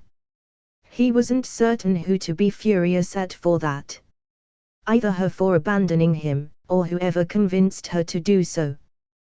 But some tiny portion of his mind that was still innocent desperately hoped it wasn't her fault, that she'd had no choice in the matter and would have stayed with him and raised him if she could. Because still, at heart, the boy desperately wanted his mother. In some ways this reset was feeling like Parents' Day at a school, what with all of the clan excitedly leading around their relations and showing off things to them, introducing them to the clan compound, just being together, telling each other of their lives and getting caught up with those lost to them. Heck, Naruto's own dad was split almost equally between wanting to kill his home village for the way they'd treated his son and their mutual sacrifice for the benefit of the village, and being too blown away by things his son had accomplished to be able to think much about anything. Everybody was getting deeply into party mode. Rules of anything goes prevailed. What else would make it a vacation? The previous reset had ended when Naruto shape-shifted as Orochimaru's chair when he was visiting as the Kazekage for the third stage of the exams, used that proximity to hit him with the counter for the false face technique, and with the naked in public technique, so suddenly there was a nude girl where the Kazekage once was. Sarutobi had keeled over from a massive nosebleed. Orochimaru had killed him, of course. Not that it was unexpected, it occurred all the time to where the entire clan was bliss about it. But as the clan enjoyed one vacation reset after another, things were getting progressively more weird. Not, of course, like that was a bad thing. It was quite refreshing, actually. That was when a distant clone popped itself and Naruto learned that it had succeeded at perfecting the flight jutsu at last. Okay, that meant a sixth vacation reset was in order. They'd be lucky to remember what their old roles were when they got back to the real ones. But in the meantime, he now had the last jutsu he'd needed for a massive prank he'd been off and on planning for the longest time. It was time to contact Ibuki with some changes to the immediate plans. Sarutobi couldn't make up his mind what to do as two Jonin got carried into his office by outraged purple and nearly naked Anbu members. It turned out they'd only gotten caught when the pair of ladies could no longer control their laughter, and it was giving him odd flashbacks to Naruto. The town was in chaos today, and he couldn't understand it. Tsunade sudden return to Konoha had no explanation he was aware of, but suddenly there were reports of dozens of dead shinobi being sighted and the Hokage could not help but suspect she'd somehow brought them back to life. In that case, there were 3 other Hokages currently running around, and, as far as Sarutobi was concerned, one of them was going to take over and he would be back to his retirement at last. That thought had him in a far more relaxed mood than normal, even as over in another part of town Sajuke was getting haunted by the ghosts of his clan, all accusing him of being a traitor. Still, relaxed as he was, some things were clear. He stared at the 2 Jonin ladies acting as schoolgirls and folded his hands before him as the Anbu read a long list of charges that included dropping nearly 1,000 tons of sugar into the town's drinking water, hijacking the Nara clan's deer and hooking them to a sleigh which they then rode around town flinging gifts of condoms to anyone over 80, and not least somehow convincing Jiraiya to run around town in a green spandex jumpsuit shouting about the flames of youth. And that was just in the space of 2 hours or so. Fixing the 2 ladies giggling over the recounting of only half or so of their antics with a beady stare, the Hokage asked, "Is there anything you 2 care to say in your defense?" "Sure." Anko bubbled. Surreptitiously, the Hokage checked to make sure no one had switched out the blend of what he was smoking in his pipe. Naruto had done that once and he shuddered to think of the laws he'd almost passed under it. He enjoyed ramen more without it being a mandatory part of the shinobi diet. It's not like any of this matters. You'll forget it all in a month, anyway. Having an illusion mistress say that to one was not reassuring. Sarutobi checked to make sure his mental defenses were fully in place. Just that moment his door got thrown open and 2 more prisoners got hauled in by Anbu. Seeing 2 clan heiresses before him, Sarutobi raised a surprised eyebrow. "What are the charges on these 2? This one, a gazelle-masked Anbu pointed at Hana in Yuzuka, was found having loud sex. Sarutobi smiled. "Now, there's nothing wrong. On the roof of the burning Utatane complex?" Gazelle Anbu asked. The 3rd Hokage's face grew stony, hearing of misfortune befalling the home of his teammate. Giving his best intimidating glare to the flushed and happy girl, who ignored it as inconsequential, he demanded, "Now just what is Councilwoman Koharu going to say about this?" "Nothing. She's dead." Hana shrugged off his threatening posture like it was nothing, completely unconcerned with the fallout of her actions. Sarutobi suddenly felt cold. The other prisoner snorted. "She deserved it, too."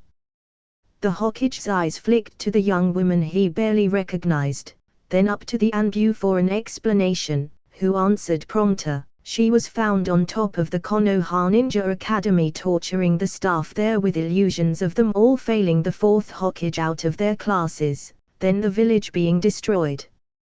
You forgot the part about them being solely responsible for the murder and torture of all of their family and friends," to Yakumo Kurama boasted. "Yes, that too," the Anbu growled. "Or that the Kyuubi showed up and was helping. You still don't admit that was another illusion?" Anbu growled out. This time it was Anko who snorted. "You should have invited me, kid." "I did. You were busy, Yakumo smiled to the other ninja. Sarutabi's eyes were nearly falling out of their sockets over this. Gathering himself, he carefully tapped more tobacco into his bowl, double-checking the mixture as he did so, then leaning back and asking, "Would any of you care to explain this blatant disregard for the health and safety of this village?" Once more the door of his office banged open, this time admitting 3 Anbu, which confused him until he realized one was a prisoner of the other 2. Yugao. Kuinai and Yakumo chorused, popping out of their seats to check on the woman. "What did you get caught doing?" The Anbu who'd brought her in were stiff as they reported. "Sir, this woman was seen giving out Anbu masks and uniforms to visiting ninja of other nations. Can't wait to see what Kin, Taeya and Tamrai get up to with them," too. The purple-haired woman giggled, causing Sarutabi to realize this was another case of the subject laughing too hard to evade capture. "Just them?" Anko asked with raised eyebrows. "No reason to get caught doing that, after all. They could, and had, done that much privately." "No." The standing Anbu captain twitched stiffly, as he reported, "All of them. Every foreign ninja." And Yugao giggled uncontrollably. Even now Gaara was running around in a raccoon mask, all 1,000 or so of him. Sarutabi groaned, sensing more mischief than malice here, which puzzled him greatly. Since when had the entire village turned into copies of Naruto? And one of the standing Anbu guards choked back tears. "They have perverted the Hokage monument, sir." Looking out the window, Sarutabi saw the mountain was now twice as tall as it used to be, with the newly installed upper portion being entirely a full-figure statue of Naruto wearing the Hokage's hat, standing triumphantly with his foot atop the third's head, all the Hokages below him gazing worshipfully up in open adoration of Konoha's demon container. It must have taken the Nine-Tails chakra to do that much earth manipulation, no telling who had taught the boy the skill to do so. The Hokage shuddered. By now the door slamming open again was almost not a surprise. At this point it would have been a relief to see Naruto brought in, which thought caused the Hokage some surprise and nostalgia. Somehow this was so familiar, and yet, wrong not to see the blonde boy taking part in it. Or maybe he just hadn't been caught yet. "Sir," the ninja who'd just entered called out urgently. "Half the village council are dead." A hostile stare swiveled to face Hana like a turret. "Clan heir or no? Serves them right." Tsunade entered right behind the messenger, flinging him back out of the rather crowded office to make room for her. Dropping a stack of paperwork on the Hokage's desk, she announced, "These are the files for the new entries your subordinates almost didn't get to you in time." The Hokage's pipe had fallen to the floor nervelessly. "Was that the Kazuki's hat?" Yugao answered for him. "Yeah. But why shouldn't she wear it? She is the Kazuki, after all." Hana finished. Sarutabi fought off a fainting spell. "How?"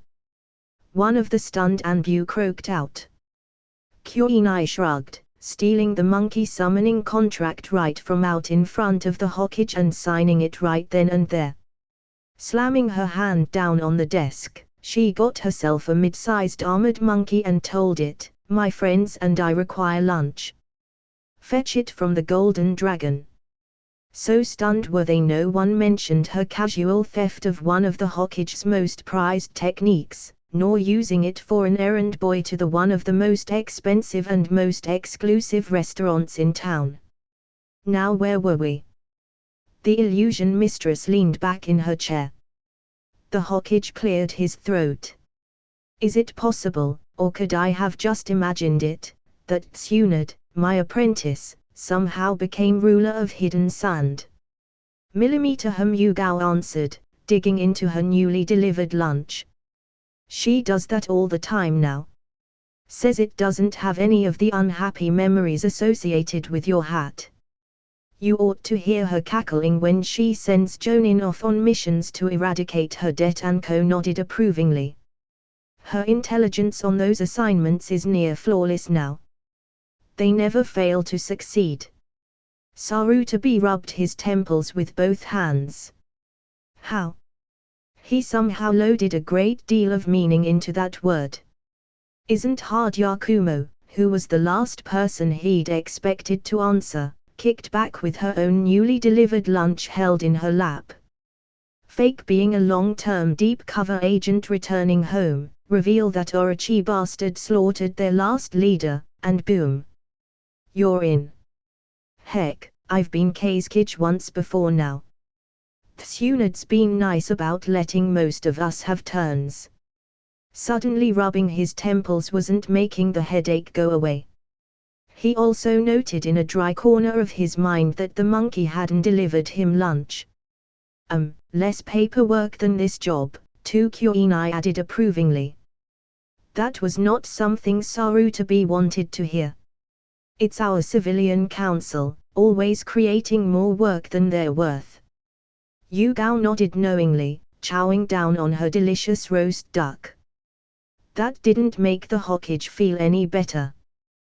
The civilian council.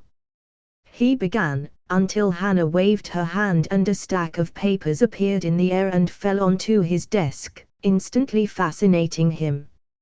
A paperwork jutsu. Why had he never heard of such a thing? The ability to create already completed paperwork out of thin air ought to be a Kage rank technique known to everyone in his position if such a thing existed at all. What is this? He asked, picking up the top sheet off the pile. Some of the laws your precious teammates and Danza shove through after you are dead, Anko answered for him, seeing as how Hannah's mouth was full. It didn't take long skimming them for Sarutobi to be utterly horrified. Once more, he knew the styles and forms of documents of this village, and though these papers had never passed his desk, nor could they while he lived, they bore every mark of being absolutely authentic, and utterly ruthless as they stripped power away from the Hokage's office and gave it to the council, not to mention enacted other travesties. His head was spinning. How can you know what they do after I am dead? He asked in tones devoid of undertone or emotion. Anko shrugged, answering brutally enough, simple. You die just about every reset. We went through a time a while back where we tried to save you, but it really wasn't worth it. Lots of effort and you never were very grateful. Here, this is what it looked like. Seconds later Sarutobi shuddered, falling forward onto his desk after having just lived through the experience of having his most beloved yet treacherous student slaughter him during the third stage of the Chunin exam. Naruto had copied the memory once by pretending to be his hat. So it was easy enough for his wives to recall. By now they all knew the memory transfer techniques. Sarutobi was still struggling through the memory of having summoned death. Pretty much whenever you die they start enacting these laws, Kuinai told him somewhat casually. The offhand nature of their remarks really struck him. They didn't care. He had been Hokage for a very long time, and never before had he seen ninja care so little for his authority or opinion. He'd seen them defiant, turn traitor, or outright rebellious, but never before dismiss him so casually, as though there was nothing he could do of any significance to them. Sarutobi had been a great many things over his long life, but since his early childhood he had been powerful. So it was a completely new sensation to the god of Shinobi to have people completely unconcerned about him, as though nothing he did could possibly matter to them at all. Not the usual attitudes of prisoners brought to his office by a long shot. Resets. The man managed to pack a whole wealth of questions into that single word. Stuck in a time loop, Anko blew him off, more interested in her duck. It gets a bit crazy, what with the invasion and all. Although you've got to admit, it's gotten a lot better now that we're killing Orochimaru, rather than the other way around, Hana giggled. And Tsunade is able to keep Sand from betraying us. It's almost relaxing, now. Yeah, but an eternity of waiting for Naruto to make Chunin while facing S-rank foes doing so gets a bit old, Anko shot back. The Hokage shot a direct look to Kuinai, who shrugged somewhat apologetically and answered, "We are continually facing a crisis on par with any that ever struck this village, and whether we emerge victorious or get reduced to the level of a minor village is all up to Naruto." But, knowing that, it does tend to erode one's faith in one's village to see their greatest hero denied a chance at promotion when he saves them over and over again. I see. The Hokage nodded soberly, drawing a piece of paper to him. Making 3 marks on the form and signing it, he turned it over to the women. "There, Naruto is now officially a Chunin. Why don't you tell me about this invasion?" The women in the room went white. At that moment trumpet fanfares sounded outside. Konoha was a large village. Actually, at about 80,000 occupants, for a world without modern methods of transportation and shipping, it was unspeakably huge. Almost none of the capitals of nations could equal it for size. The downtown heart of Konoha, where the Hokage Monument and Tower, as well as the Ninja Academy and shopping districts, was built a substantial distance from the walls. So for a trumpet fanfare to reach them across that distance was basically unheard of. It required more trumpets sounding together than any lord held in his retinue alone, that spoke of wealth outside the reach of any feudal lord. The gate guards, lax as usual in peaceful, laid-back Konoha, were unprepared for late arrivals to the Chunin exam, but accepted their paperwork without question.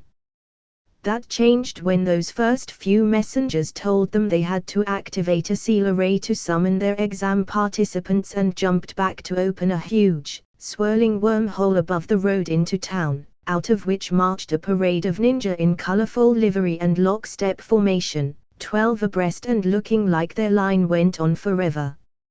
Uniforms for ninja amounted to nothing more than a set of BDUs and armor, but if they ever had a dress uniform, it still wouldn't have looked this good. Once the first 200 or so were out, they revealed themselves to be simply heralds for the rest of the party and stepped aside to either side of the roadway in synchronized movements that spoke of countless hours of drill getting the motion just right, more time than many samurai spent training on their sword katas.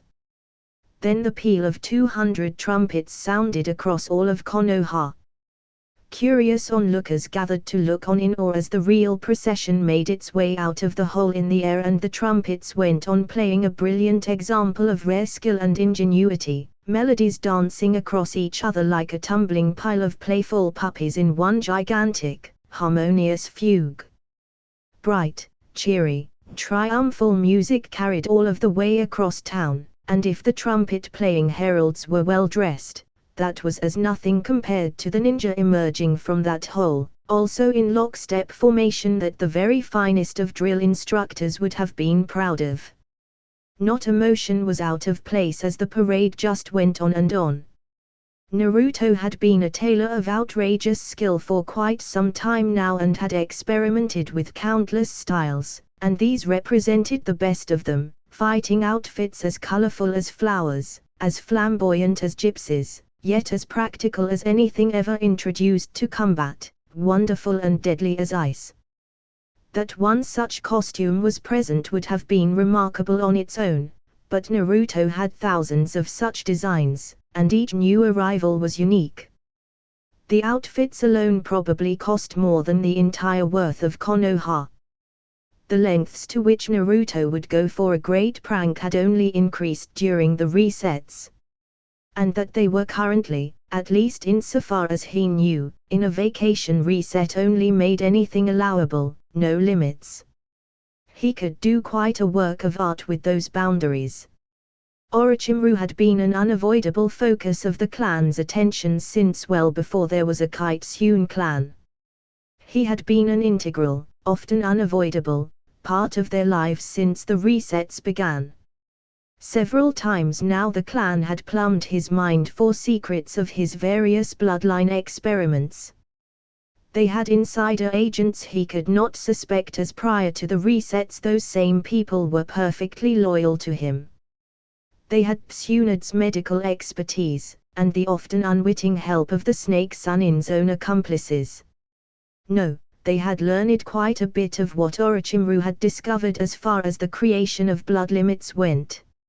Even, in some cases, more than he did, as he left off experiments they'd later completed, or forgotten research they'd directed him, either directly or indirectly during the resets, to perform.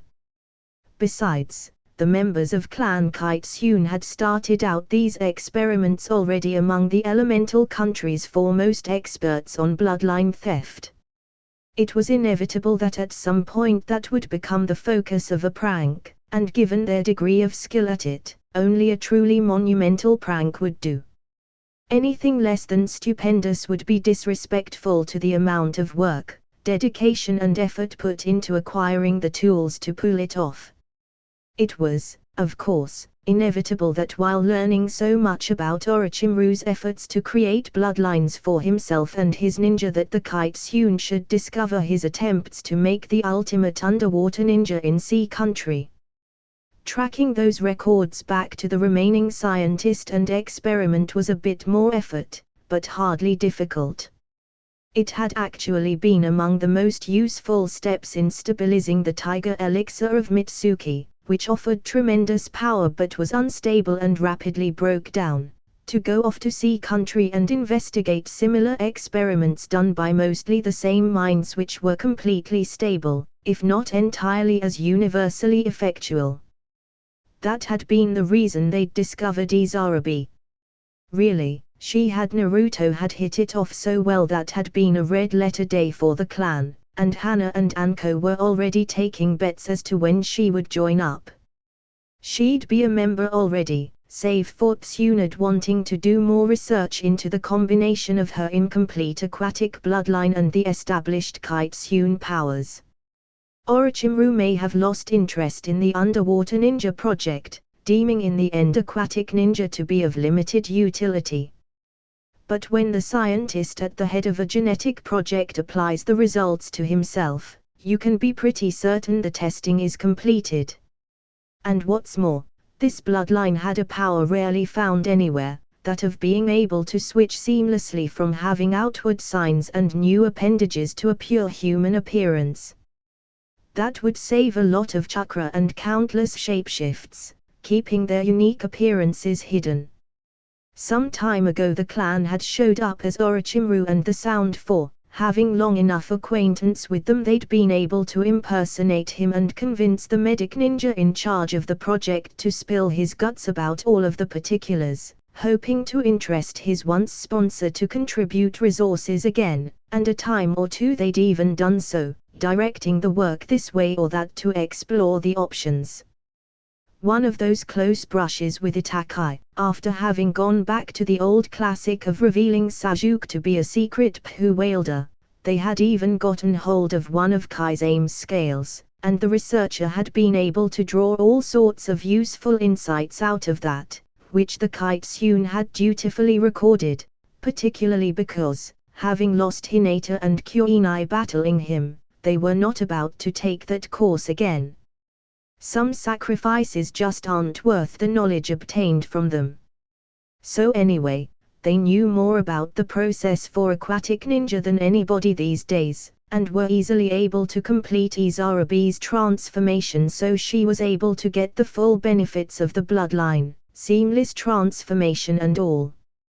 They could also remove it, something the scientist in charge could not do, and whether they did one or the other would be determined by how well her bloodline could work with the Kitsune changes. Naturally, having so many girls in the clan they were also playing around with the appearance. There were ugly fish and pretty fish, and the one the project had originally been based on was not an attractive one.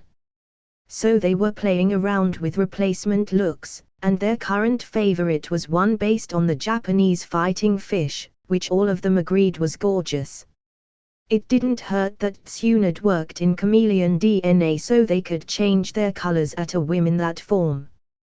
Of course, this being a vacation reset, it did not matter what they did, so long as they kept copious notes on anything new discovered, and Naruto went ahead and applied Izarabi's bloodline to himself, just to see the modified version, of course. This prank was going to be at least partially in her honor, anyway. The parade of impeccable dressed ninja waved many streaming standards over their heads as they marched. Colorful banners waved proudly above the participants, representing many dead or foreign ninja clans, even some out of Konoha, confusing the more astute observers a great deal. Why were they claiming to represent so many clans? Others, the more ignorant or less suspicious, hardly cared. This parade was a once-in-a-lifetime event, with not only amazing standards of music, chiefly trumpet and drums, and brightly colored clothes, but also a rare art in the ninja world, that of precision, coordinated movement. Periodically the straight marching column would break up with part of the arriving ninja suddenly taking a sharp turn and step at an angle that would have caused them to collide with another person had not that other also turned to move in a way that let streams of ninja march in between each other at right angles, diagonal cross-hatching, and other artful forms that took the breath away, tossed out as casually as a man at a stall hawks fish. Nobody bothered to learn the precise, machined movements of well-drilled performance troops in their world, so it came across as amazing in a way that powerful jutsu would not be. The fact that hundreds of tiger cavalry was present in the mix, as well as dog-using ninja, only added to the complexity of the arrangements. The brilliant costumes of everyone involved only enhanced the visual effects. It took some doing. Normal forehead protectors would only have detracted from the amazing fashion display going on here, but more observant ninja called in to watch this increasingly giant parade did finally note that each of the arriving ninja did wear a unifying symbol somewhere on their clothing. A paw print. Trouble was, nobody knew of any ninja village or clan to use that symbol, and considering the numbers of arriving ninja wearing it, the receiving force was beginning to panic just a bit.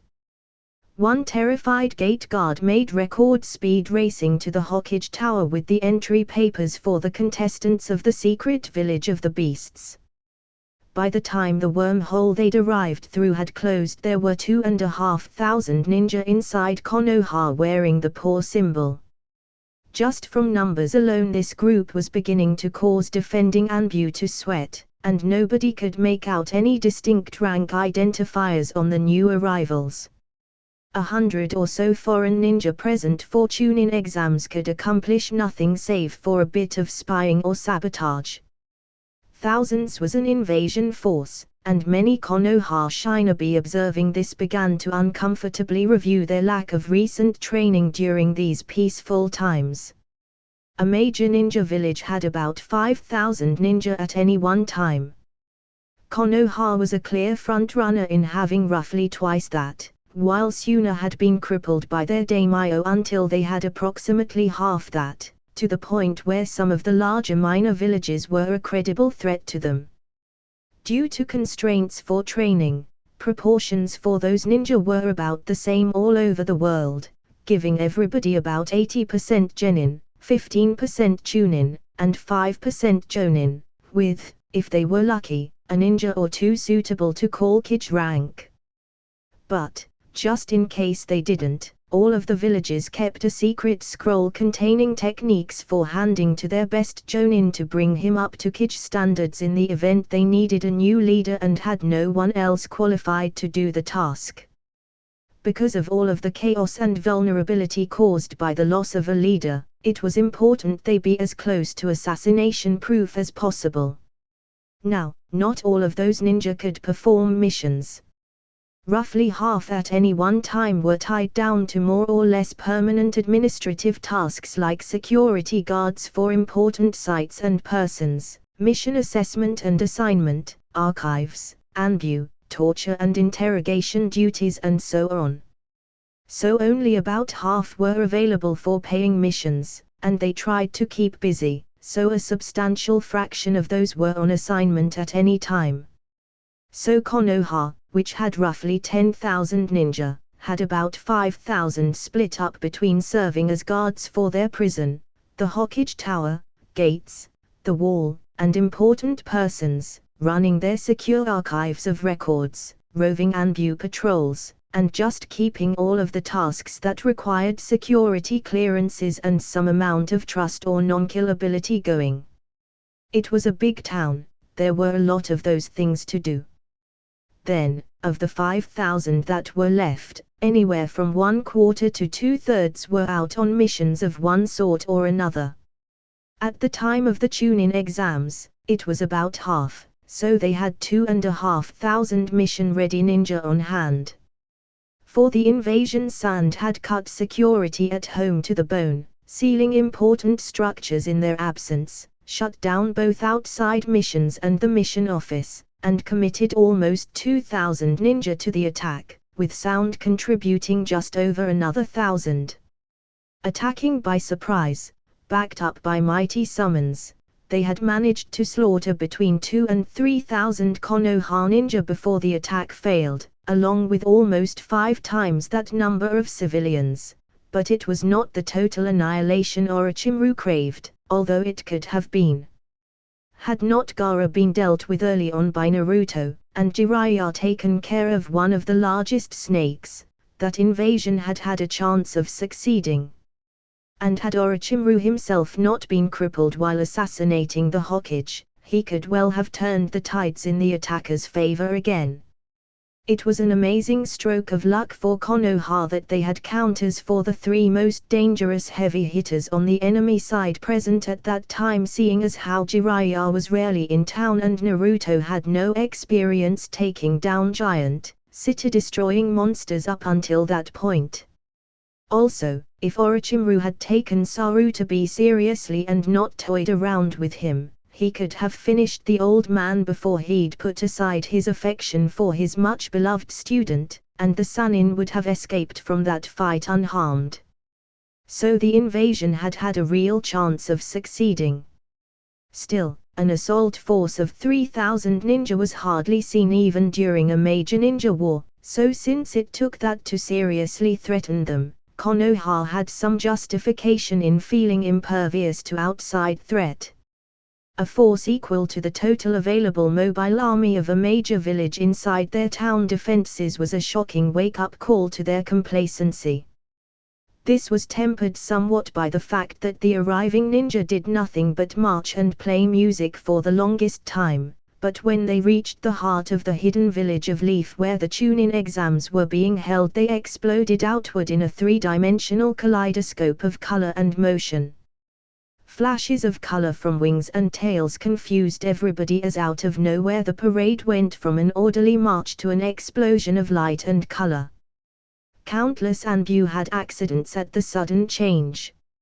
It was like a firework going off, a spark as small as a fuse filling the whole earth with light and noise all at once. The new ninja were instantly everywhere, sprouting cat ears and fox tails, fins and feathered bird wings and tails as they danced, knocking down quite a few kunai flung by Konoha ninja whose nerves had frayed without breaking step or even appearing to notice the attacks. Suddenly it became clear why they wore the paw print, and rumors circulating out of the Hokage Tower called them ninja of the secret village of beasts, as all of the new arrivals sprouted animal features of some sort as they burst outward, dancing on walls, wires, upside down or in flight. Beast ninja filled the entire heart of Konoha with light and sound and motion and color as they raced about on rollerblades, danced on tops of giant balls, or surfed down streets, up walls and around shops, the earth splashing and rising like waves to carry them about in laughing and happy abandon that was at once playful and chaotic and perfectly choreographed. They spun and they twirled in perfect unison. Not one beast ninja was out of place so much as a step in this gigantic, fantastic display, in spite of not a few panicked attacks upon them. No ninja village, or indeed any nation in the elemental countries had ever seen anything like it. The Anbu got themselves under control once it became clear this was yet another dance move for the new arrivals, although not a few felt shamed to have missed on those abortive attacks. No ninja likes to be treated as so minor a threat he can be ignored, and they like it less the higher they rise in rank. To not even disrupt the arrival's display really stung Anbu pride. You're supposed to notice when someone tries to kill you. It's only polite. Careful observers noted 5 distinct groups of beast ninja currently leaping and cavorting over their town in an amazing display of ninja acrobatics.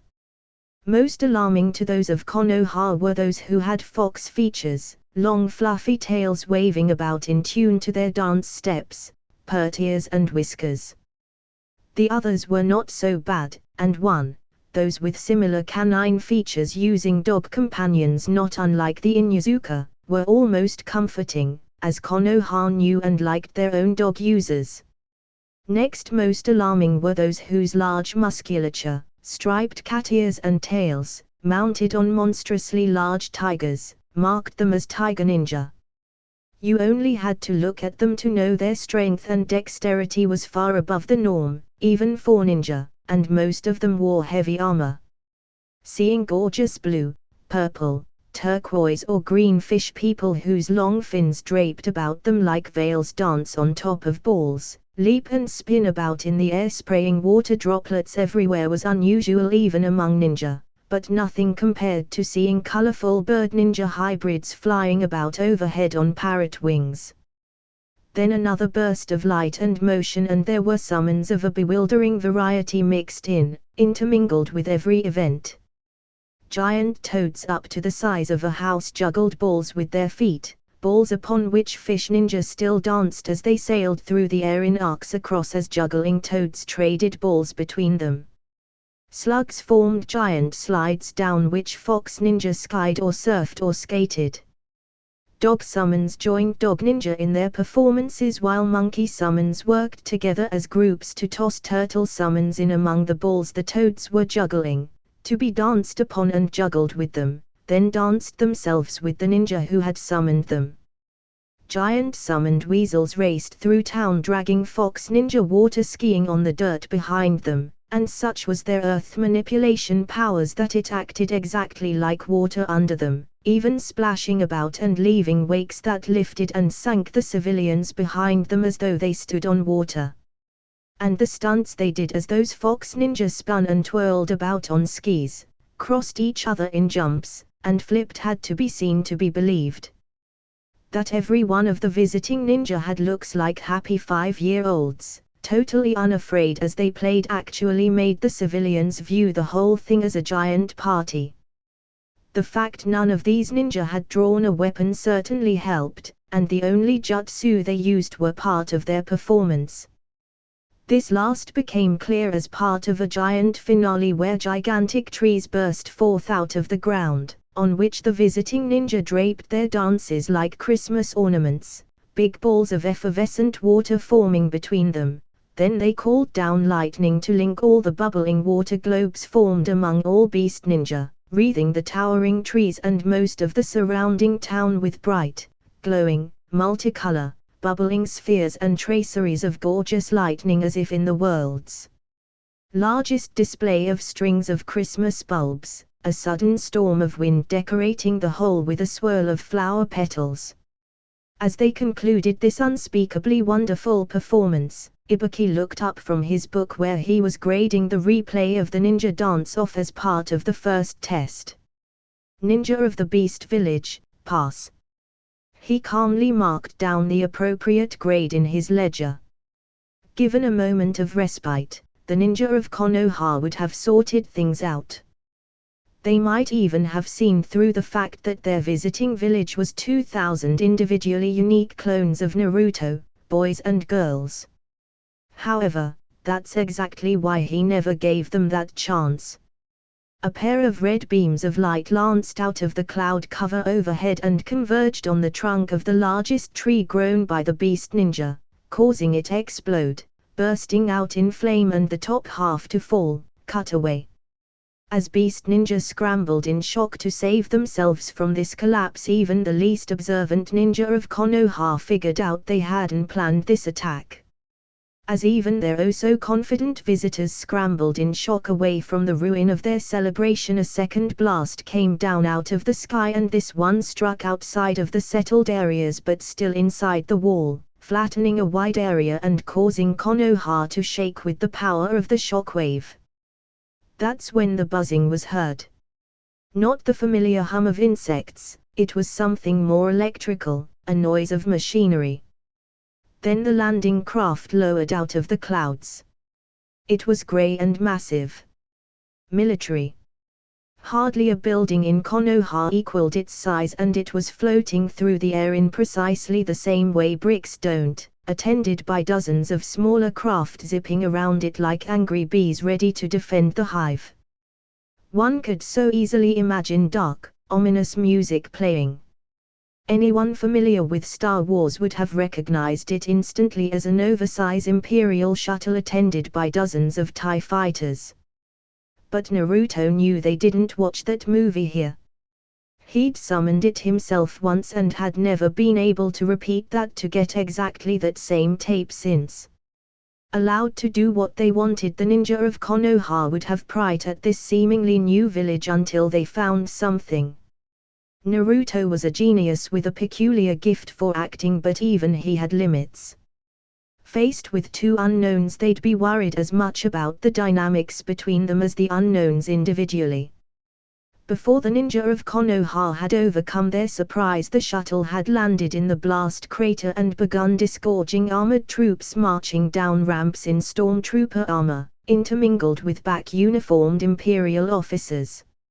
Only the range and the fact that a messenger on a weird platform came flying out to deliver a marked scroll to the Hokage, who was standing outside on a balcony, stopped Konoha ninja from attacking. They were entry papers to the Chunin exam. The secret village of doom had arrived. Stage magic. What a beautiful thing. Priceless for pranks, too.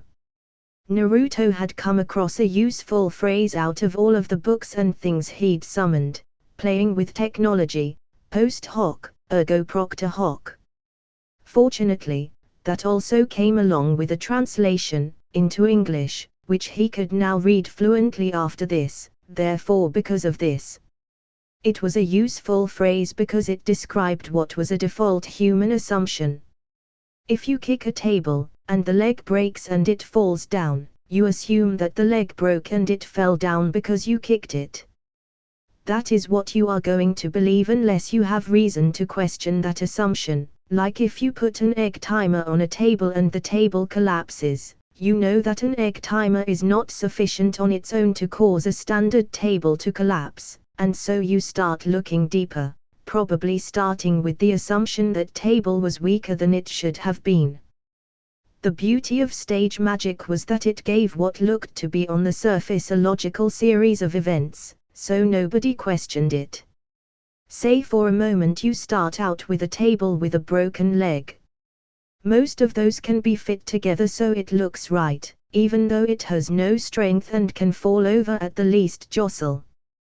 Then you tie a bit of fishing line to the bottom of the broken leg, something so thin and transparent as to be invisible from any distance, and have someone waiting out of sight to pull on it. Then have an illusion of a person walk up to that table and pretend to kick it, while the person lurking out of sight gets a signal and pulls on the string. To any observer, it will look like someone kicked the table, the leg broke, and it fell down, even though that's not what happened.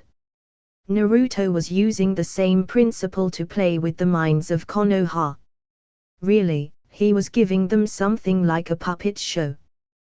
pull on a white sock over this hand, complete with cloth eyes and stuff. Ooh. Look.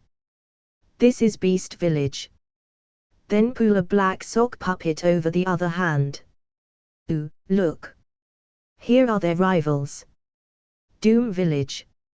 So long as a puppeteer hides behind a curtain at the bottom of the stage, he can act out a show and all the focus will be on the puppets, not the man behind the curtain. Ninja liked to think they weren't that gullible, but they were. They were human and it was a human failing.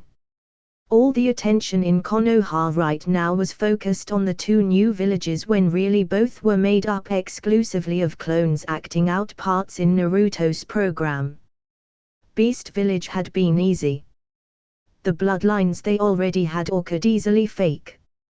The dog appearance was just a minor shapeshift of their foxy bits, and the bird was something they'd been working on for their own amusement. They didn't only copy others' work on bloodline creation. This was an original project of their own because, well, flying ninja were cool. Sneaking them in was even easier. Send a small group of clones to arrive at the entrance of the village, then use an illusion to simulate a wormhole and have the emissary clones make a couple thousand extra clones a few at a time to march through it. All of the Konoha ninja were on one side of that portal, the side pointed toward Konoha, so they only saw them walking out, not being created behind it and walking in the backstage side of the illusion. Easy. The Konoha ninja were too busy trying to understand the dummy seal array, then panicking over the number of clones to pay much attention to how the real trick was played. Look at the right hand, the right hand. Pay no attention to what the left is doing was the game with that trick. Besides, ninja were so accustomed to the impossible happened all the time around them that when something went off right in front of them they didn't waste any time being skeptical, instead they were trying to figure out how it worked so they could do it themselves. Or so they could fight it effectively if it comes to that. Sometimes people don't look for obvious things. So you could, on occasion, pull off a stunt like standing before a fence, holding up a sheet in front of you painted to look like that fence, and they'd run right by. Or walk a bunch of people right through an illusion of a mysterious transport device. You'd think ninja would be more on the ball than that, but at least board gate guards caught off guard weren't. Boring duty rots the brain. The trick with Doom Village's arrival was far more involved, but at the same time even easier to pull off, with less chance of getting caught doing it. Looking over the Uchiha clan library, there were all manner of jutsu and things recorded in there. Some of those were exciting, flashy stuff to be used in battle, and some was not. Among that which was not was an old, not used for nearly a century, technique for marking out borders or measuring land before you put down a foundation prior to construction. You couldn't pay most modern ninja to learn it. Construction was civilian work, but Naruto was interested in construction, so he had, and it proved to be surprisingly useful. The way the thing worked, two ninja, who each had to know the technique, stood at a distance apart from each other and went through the hand seals to activate it. Then a thin line would form in between them with information telling them about how long it was, what the angle up or down was between them, and so on. Get 4 or more together and they can each link together with lines, so you could mark out a whole foundation, corner to corner. Very useful to know if the spot you've picked out is big enough for the building you've planned, if the plot is level and what the angles are so you know if the corners are correct or not before you dig the first shovelful of dirt. But pretty much a dead waste of time and chakra in battle. Unless, of course, you happen to be the #1 surprising ninja who can tweak jutsu just a trifle, so the beam between the two ninja is, say, a foot in diameter instead of pencil thin, and glows bright red. The post hoc, ergo propter hoc comes back into play here, as when ninja see bright red lines coming down out of the sky, and what was on one end of those lines explodes, they assume, quite naturally, that it exploded because those lines hit it. Not so. Naruto's clones had been all over that tree, dancing as part of the display. It was quite easy for them to place explosive tags when and where they wanted to. And a couple of clones standing at the receiving point, forming the jutsu to create the red lines along with a couple of clones flying up in the clouds, at the same time as the clones on the ground activate the explosive tags they are standing on, and you get beams from the sky, then explosions cutting the gigantic tree in half while his beast clones pretended to panic. Naruto was a very realistic actor. He'd had to be. Then the same thing out in some fields they knew to be vacant, using much more powerful exploding tags. He'd been playing around with the design and could make tags 100 times more explosive than normal, and you could set them off in stacks if you desired, and you have a very realistic boom and shockwave to startle the town. Easy. The only complicated part had been getting a couple of clones high enough in the air they could hide among the clouds, because the point of origin had to be obscured, and learning how to fly had solved that. The shuttle had really been a hot air balloon, or dirigible actually, and the hard part about moving it around had again been solved by what he'd learned about flight out of that book. Same with the supposed fighters.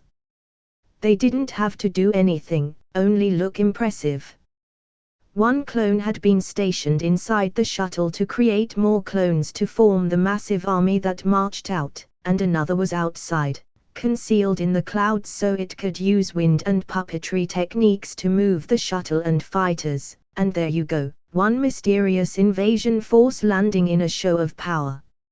So you had two ninja villages showing up, most of whom were Naruto, with a few clones of his angels thrown in ways calculated to panic everybody, taking the whole thing quite seriously, when really it was a very large prank.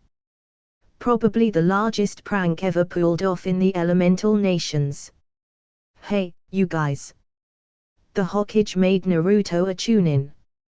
The resets may be over. Ino and the original Yugao looked at each other, caught arms deep in a half-disassembled but still living Sasuke by Iam flashing through in a nice mirror teleport, leaning out of the surface just long enough to tell them the resets might be over before going on to warn the rest of the clan. The two girls looked down at the body between them. The boy's chest cavity gaped open, and half his organs were out and laying on tables in different baths of medical fluids. Sasuke's mind was trapped in a hell-viewing illusion specially tailored to drive him insane, working on the last Uchiha's weaknesses by having his ghostly relatives show up and tell him in minute detail why he sucked. While his brain was busy with that, they'd been experimenting with the body, partly testing the effectiveness of various life support jutsu for their medical bag of tricks, but also working out the bugs in even stranger experiments. Vacation resets were the time for the really wild and wigged out stuff, after all. At the moment, they'd been Frankensteining Sasuke, with different parts going through their own separate genetic rewrites so they could see some of what occurred when different parts with different genetic codes got sewn together. Yugao had only just begun rearranging the face, having lifted up the skin on half of it to work on the underlying tissue, experimenting with new looks for part of their deep cover agent disguise program, while Ino was already halfway through the surgical and hormonal treatments to transform the Uchiha into a girl. Sharing another look, they hurriedly began to reassemble him. The village could be convinced to overlook a lot of things, but they loved the Uchiha so much the clan had never once managed to talk their way out of killing him, in resets when they got caught. Part of what made it so fun. Something seemed wrong. Hey Vicky. Yes, Naruto. The Kyuubi in human form turned to her master. Naruto was closely regarding the summons, just finishing up the performance with the Beast Ninja. I can't believe I never asked this before, but is there a summons contract for foxes? Those dog ninja with dog summons is just too cool a theme. We need to expand on it. The Kyuubi in human form blinked at him, then smiled warmly. Of course there is a fox contract. Here, I'll let you sign it right away. Might have to look into fish and birds, too, he mused. Maybe come up with some way to work in Monkey Ninja and Toad Ninja. Those animal theme pairings of ninja clans and summons are just too cool. His eyes seemed to go alight. Vicky stiffened.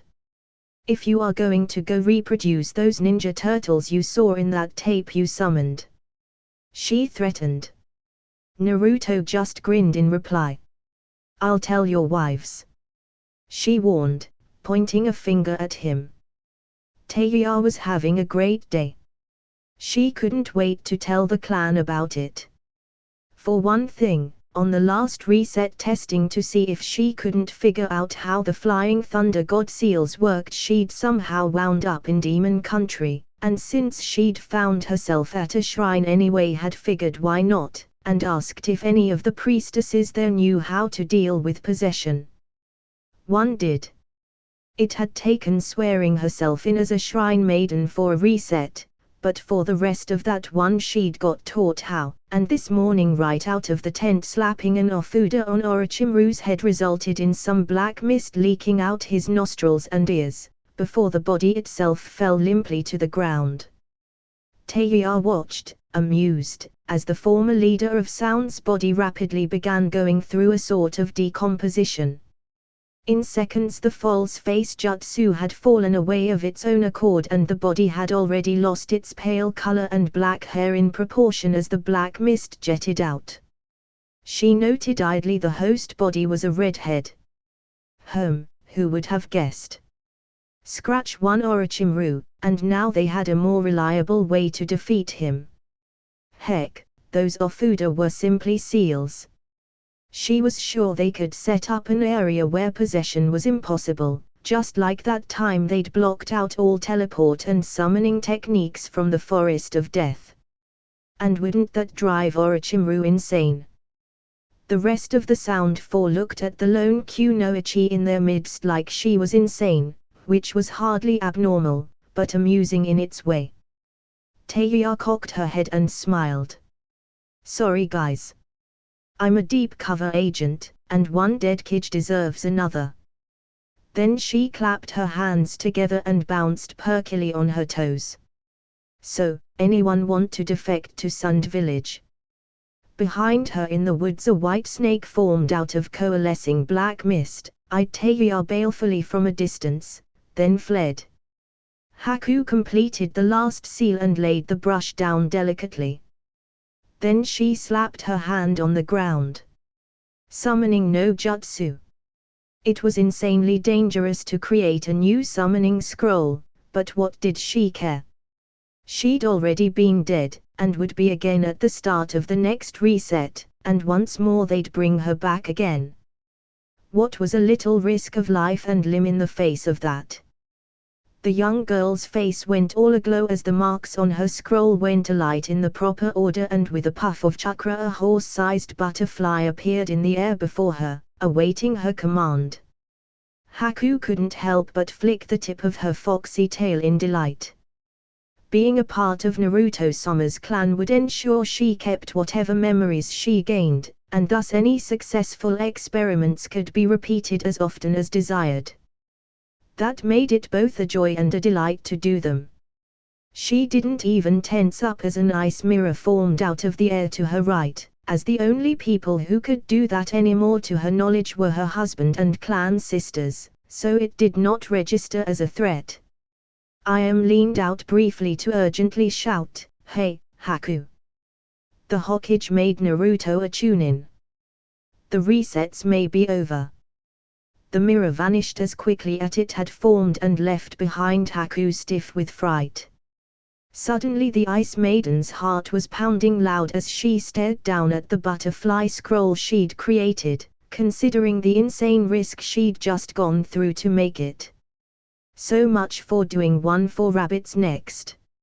She delicately picked up the functioning butterfly and dragonfly scrolls and clutched them to her chest, waiting for her heartbeat to die down to normal. Everything I have ever taught you, you have betrayed. Horribly bruised and battered from the beating he'd just received, and that he'd been too shocked to defend against, Kakashi watched in stunned horror as Sakumo Hatake, his father, crushed the plucked-out eye Obito had given him in one fist, liquid spilling out from between his fingers as he did it. Shaking the ruined orb from his hand, Sakumo told his son, "You are lazy, bigoted, disrespectful of others, and a continual insult to those who work hard to succeed. An unforgivable insult as a hard-working ninja is exactly the type I taught you to be, and the only ones worth anything. I cannot think of a worse example you could be setting for Konoha's youth." And it ends today. Contemptuously stripping off his son's mask so the world could see him whimper, Sakumo leaned forward to stare into his son's remaining eye. "Whether you survive that lesson is up to you." The killing intent came cold and fierce, and worse that Kakashi had never felt it from his own father before. Sakumo reached backwards without a word and a pleased Tenten, standing behind the outraged parent, placed his reforged sword into his hand, the same one Kakashi had so carelessly broken. Instantly as it met Sakumo's hand it went ablaze with white chakra. The clones watching this on handy bleachers burst out into applause. Part of being a vacation reset meant never having to clean up after yourself. Danza cracked open the lid of the coffin he'd been trapped in at last, spilling out the ash and sand and other ingredients that had been part of the failed pure resurrection technique they'd tried to use to reanimate Naruto's mother. Stepping out of the mess, the ancient warhawk was pissed. The nearest Naruto clone was easy to find, it was halfway through modifying the Hokage Tower into a giant phallus. Although how he'd managed to subvert the seals that protected the place, not even the Anbu he was dodging knew. "Naruto, stop that at once." The grinning blonde boy appeared before Tsunade, who'd called out to him, the Hokage's cries he'd ignored. The old man always wanted to stop him from vandalizing his place of business, hanging upside down on a double handful of ninja wires. "Hey there, hot stuff. Is it time for our orgy already?" Tsunade turned pink for the first time in a long time, not able to resist a somewhat chagrined glance to the Hokage standing beside her. "No, Naruto, not that. In fact we may not do that today. But I'm already halfway through decorating." The boy waved a hand at the tower, confused. "Do you know how hard it was to run all those pipes and find the right mix to turn the water white in the fountain?" Seeing his current wives mortified, Naruto wondered why. This wasn't their first time doing this. Looking for reasons, he scanned the small crowd, eyes passing over the third Hokage as no consequence, something that Hokage noted, to check out the embarrassed stances of Tsunade, currently the Kazekage, Anko, Kuinai, Hana, Yakumo and a Yugao clone. That's when he caught it. They were all wearing Suna headbands. Yugao explained, "We got caught, and accepted sole responsibility for killing half the civilian council and Sarutabi's teammates. As Konoha ninja, that's treason, and the only punishment is death." Tsunade nodded. "However, as Suna ninja, that's merely a diplomatic incident. So as Kazekage, I claimed responsibility for sending them on that mission." The husband shrugged, hanging upside down, which made it look more than a little weird. "That's never happened before." The Hokage cleared his throat, only to get ignored like a squeaky piece of furniture. Naruto refocused on him only when all of his currently present wives stiffened and started giving off "this is important" vibes. Seeing he finally had the boy's attention, Saruboti smiled and presented him with a rolled-up scroll. "Congratulations, my boy. You are a Chunin." Naruto's reaction upon being presented with his certificate of promotion took the Hokage like a punch to the gut. Where he'd been expecting gleeful shouts and joyful capering about, the blonde youth took it with a bored, "Anko told me a long time ago I'd need to be at Kage strength before I'd make Chunin rank in this town." The Hokage's hopeful face sank down below his shoes as the newest Chunin of Konoha wadded up the paper that was to most a cherished emblem and discarded it negligently with a casually toss over one shoulder. Looks like she was right. So he turned to the girls.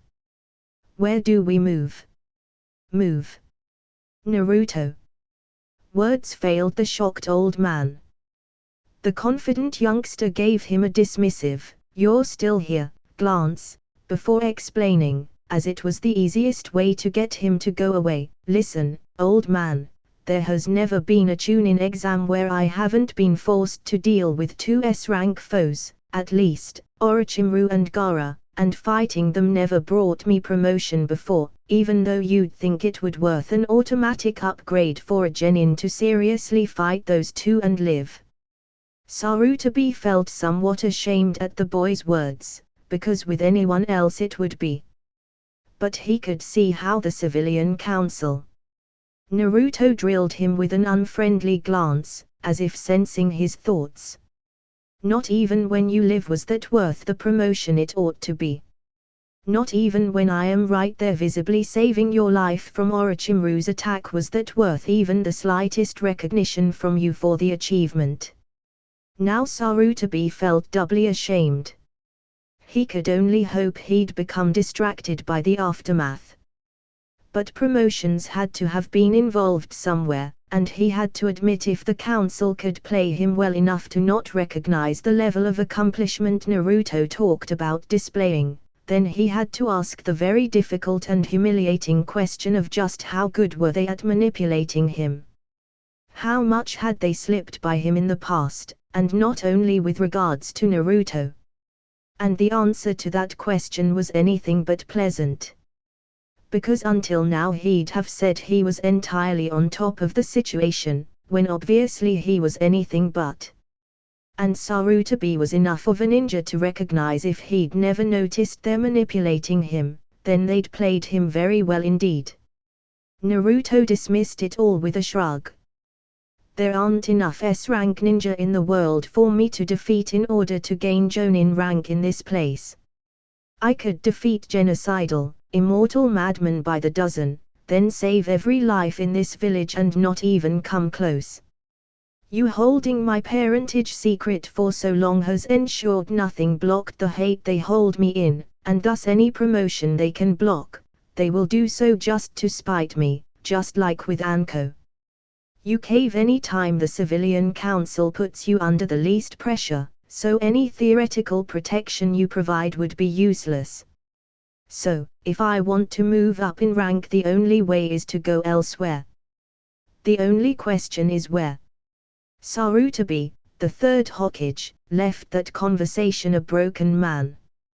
He had never before realized just how much he'd relied upon Naruto's cheer, exuberance and limitless faith in their shared home village to get him through each day.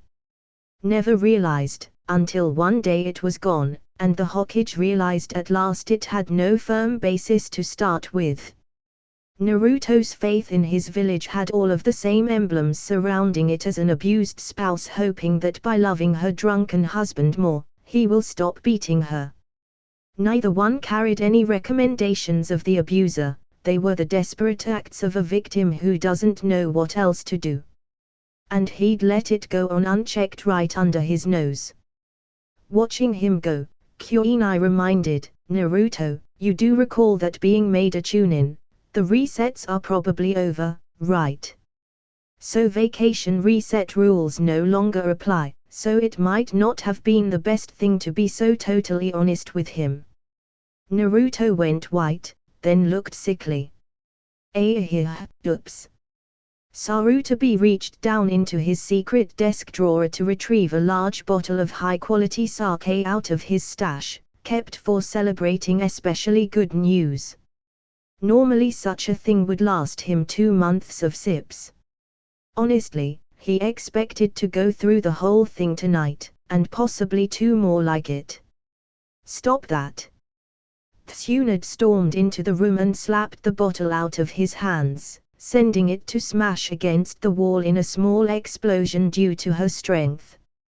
Leaning down into her teacher's face, she declared, "I ought to know better than anybody. That doesn't help at all." Hands on the desk on either side of him, she leaned into his face. Crawling into a bottle to escape the past doesn't do anything to solve your problems. As I recall you telling me in a similar situation, Tsunade Sarutobi replied in dry tones. Not all the medicine in the world could fix your problems. Now appearing kindly, the Kazekage sat on her teacher's desk. Sensei, that is because I was looking to fix the wrong problems. It wasn't my brother or fiancé being gone that was the problem. It was the pain their absence caused me that shut me down. I wasn't looking at the real issue. Once I could forget how much it hurt, I was fine, and let me tell you how shocked I was to figure that out. I knew no medicine ever devised could bring them back, and thought the pain would only ever go away when I joined them. Now I know how wrong I was. Ironically, I only ever learned how to bring them back once I'd stopped wanting to, but that's enough about my problems. Adopting a smug smirk, the blonde Sanin tapped the top of a stack of paperwork sitting beside her on the desk. Yours are simpler. You don't even need to bring back the dead. Just change some people's views. Now surely, she smirked, that's not beyond the so-called god of shinobi. She was trying to lighten the mood. When the Hokage scowled instead, she brought her fist down with enough force to cause the contents of the desk to leap several inches into the air. Sensei! Think like a ninja for a moment. She shouted at him. The problem here is not Naruto. It's not even that blind spot you had where you looked at the Konoha fanboy he was and never imagined he'd grow up to use those ninja skills he was supposedly being taught. To look at his situation and realize he had no reason to be loyal to this pigsty that was doing everything possible to prove they didn't want him or his loyalty. Now pretend for a second that you are a new Hokage, just getting saddled with someone else's mistake. Take the "oh, I screwed up, I must suffer" out of it and look at the situation as it stands. What do you see? Sarutobi followed her directions, and soberly considered the problem. Within moments his face had cleared of its troubled expression. A minute later teacher and student met eyes, and they both grinned. The shopkeeper ran with all of his might. Like many who had heard of the rise of the former Hokages, he had been filled with joy, and rushed out to greet his old friend, eager to tell him all the news of what had passed in the intervening years, and also eager to tell him of how loyal he had stayed to the man who'd saved them all, a loyalty he'd proved daily by doing everything he could to torture the brat to blame for his demise. He'd even offer to share the fortune he'd gotten from overcharging him. But, of course, Arashi would turn him down. The man was generous like that. Like countless other Konoha civilians, the shopkeeper ran to a meeting place, joining the crowds watching as Arashi Kazuma, the fourth Hokage, in the flesh, talked to the 2 Hokages previous to Sarutobi before turning to address a sizable fraction of the Konoha population gathered around them. And the first thing he did was hit them all with an illusion. It was a memory technique, many of the ninja there could recognize it, and every eager face in that crowd, happy to have him back and so anxious to tell him of all they'd done in his name, found themselves transported back to that dreadful night of the Kyuubi attack, but that was all right. It was from the fourth Hokage's perspective and they knew who won in the end. So they watched, anticipating their triumph, some few wincing at the faces of those since lost as they flashed past. But the story was a new one to the village. It showed a man rolling up the draft work on what was to be the new seal, shrug off the reports of his ambu, and rush to the hospital, not to the trauma ward, but to the delivery department. That was the first many of them learned their beloved fourth had a wife. It had been kept a secret. They even saw she had delivered a beautiful baby boy, and joy and gladness filled them all as the couple exchanged tender, heartfelt yet necessarily brief words confirming to all who witnessed their marriage and their pride in the birth of their son. It was obvious the child had to be hidden, else they would have heard of him before now. Countless hearts within that crowd resolved that when the boy was revealed they'd treat him with all of the honor due his glorious family. But instead of carrying the baby off, flashing to some remote location so the young child could be delivered into the hands of trusted servants, as most of the crowd expected, where the young heir would doubtless receive the best of all possible training, as due the only son of a Hokage, they saw instead their beloved young leader summon the boss toad and head to the front lines, where the fighting against the demon was at its worst. They saw him explain to his infant son why it was necessary, and that he could not be prouder of the boy.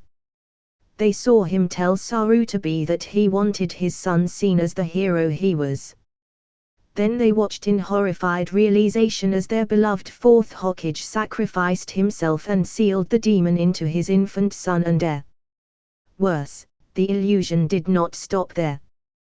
They saw, as if from beyond the grave, a town that hated and abused the boy at every opportunity.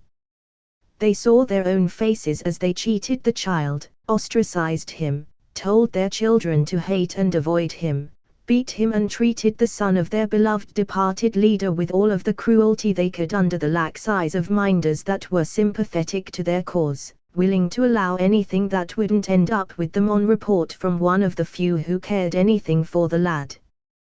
They were devastated. As the illusion ended, Arashi Kazuma glared hatefully at those who'd gathered to welcome him back, most of those who'd been among the worst offenders. In tones dripping with disgust, he told the assembled masses, "Every time you hurt my child, I regretted saving your life." Then he turned away from them and vanished in his signature technique. Sarutobi stepped forth out of the group of previous Hokages and his Anbu guards to take the stand, soberly condemning the crowd with his eyes. "I can personally verify the truth of everything the fourth Hokage showed you this day. I did everything in my power to stop the hate, yet none of you would listen to me. The jutsu used to stop the demon attack required two, not one, to perform. And a requirement of the jutsu was that one of those be a baby not even hours old. Naruto is every bit as responsible for stopping the attack on you as his father was.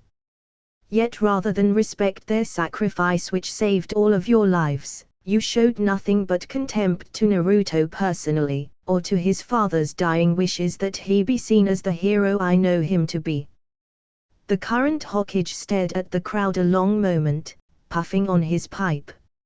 "Now the secret is revealed, it will spread, and all the elemental countries will know that Konoha is without honor."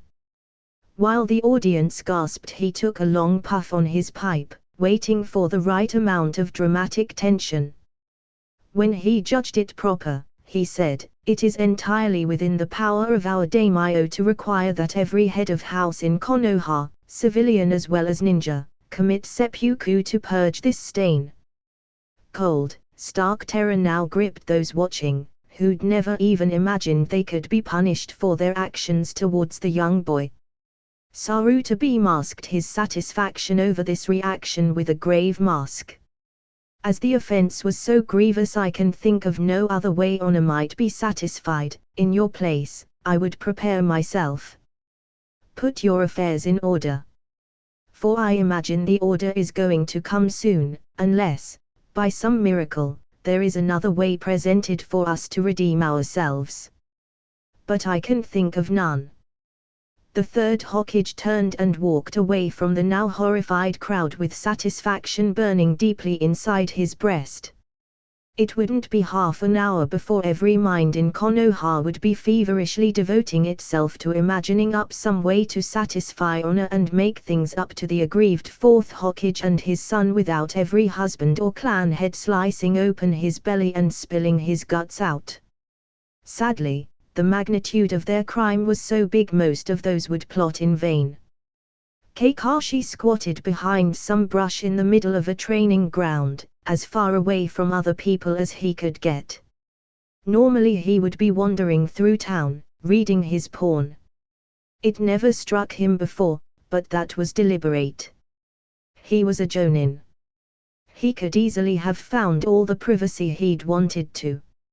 He could have sent clones out to go shopping or meet his team for him, leaving him to do all of the smutty things he'd wanted in the privacy of his own home. He had a nice place, or at least he did before his father came back and kicked him out of it, making bonfires out of his porn collection and hiring cleaning crews to remove the filth that had accumulated in the place during Kakashi's residency.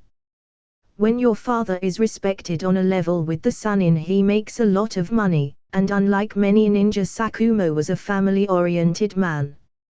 He'd bought a nice place with that money, and Kakashi had inherited it. So all these years Kakashi could have been locked up in his spacious abode as much as he'd liked, getting all the jollies his body was physically capable of, and no one would have known any different. Instead he'd gone out to read his porn in public. It had never struck him before how much of that was a deliberate insult to the other people of his town. He'd done it mostly because he knew he'd been able to get away with it. "Yes, I am reading porn in front of your kids and there is nothing you can do to stop me." That was less about porn and more about power. As a powerful ninja, there were few who could have done anything to stop him, whatever he'd wanted to do, and of those few none had bothered. He'd been able to rub their faces in the fact that he could do anything he wanted. Only now was he coming to realize that, and the reason he'd done it was equally obvious to anyone who cared to think about it. After the death of his team he'd felt helpless, powerless, and unable to do anything about it. So he'd done what he could to prove he was powerful. The rough part was he'd done it at the expense of the helpless villagers. His father was right. You do not torment the helpless to overcome your own grief. That was reprehensible in so many ways. Kakashi rubbed a hand over his now bare face, then pulled it away with a jolt and winced. There, burned into his face with the blazing tip of the family blade burning with white chakra, was a seal that hurt him when covered. As this seal covered his whole face he'd never be able to wear a mask again. That was deliberate on his father's part. The way he explained it, wearing a mask creates a distance between you and other people, that because they can't read your face as easily you aren't connected as closely. That was a big reason for why some ninja wear masks. Not being connected as closely to other people made it easier to hurt your targets on missions. It also creates a feeling of anonymity. Right or wrong, it grants a feeling that you won't be held responsible for whatever your actions are because you won't be caught. That was exactly the reason Kakashi had always worn a mask. And exactly why his father had forbidden him from doing it ever again, then gone ahead and made it impossible for his disobedient son to disobey him.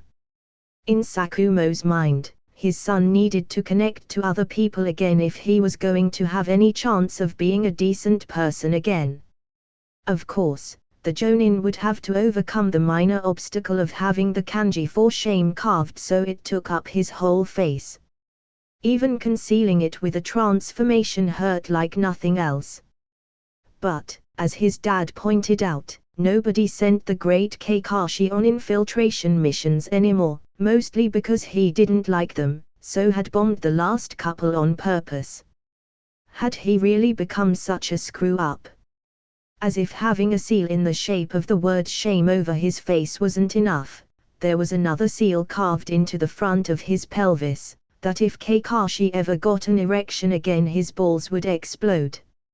Sakumo's grin had been grim as he'd explained that he'd put a counter-seal on Kakashi's wife if the unlikely happened and he ever got married, so in her immediate presence there would be an exception, but it was vital the copycat be weaned off his porn addiction and relate to real people again. And, as a jonin, the body control to survive until then out to be well within his power. Right. Sakumo was going to fix his son or break him, but he wasn't going to tolerate Kakashi living on as the failure he'd become. Kakashi shivered as he squatted in a bush. Blink. Blink. A blink. In the end, that's all it took. Once it happened, the woman recognized it. That blink had occurred when she wanted it to. For the first time in an eternity she'd wanted to blink and it had happened. At that stunning thought she gasped, and the feeling of her own body drawing breath at her command proved her startling conclusion to be true. Her own body was responding to her control again at last.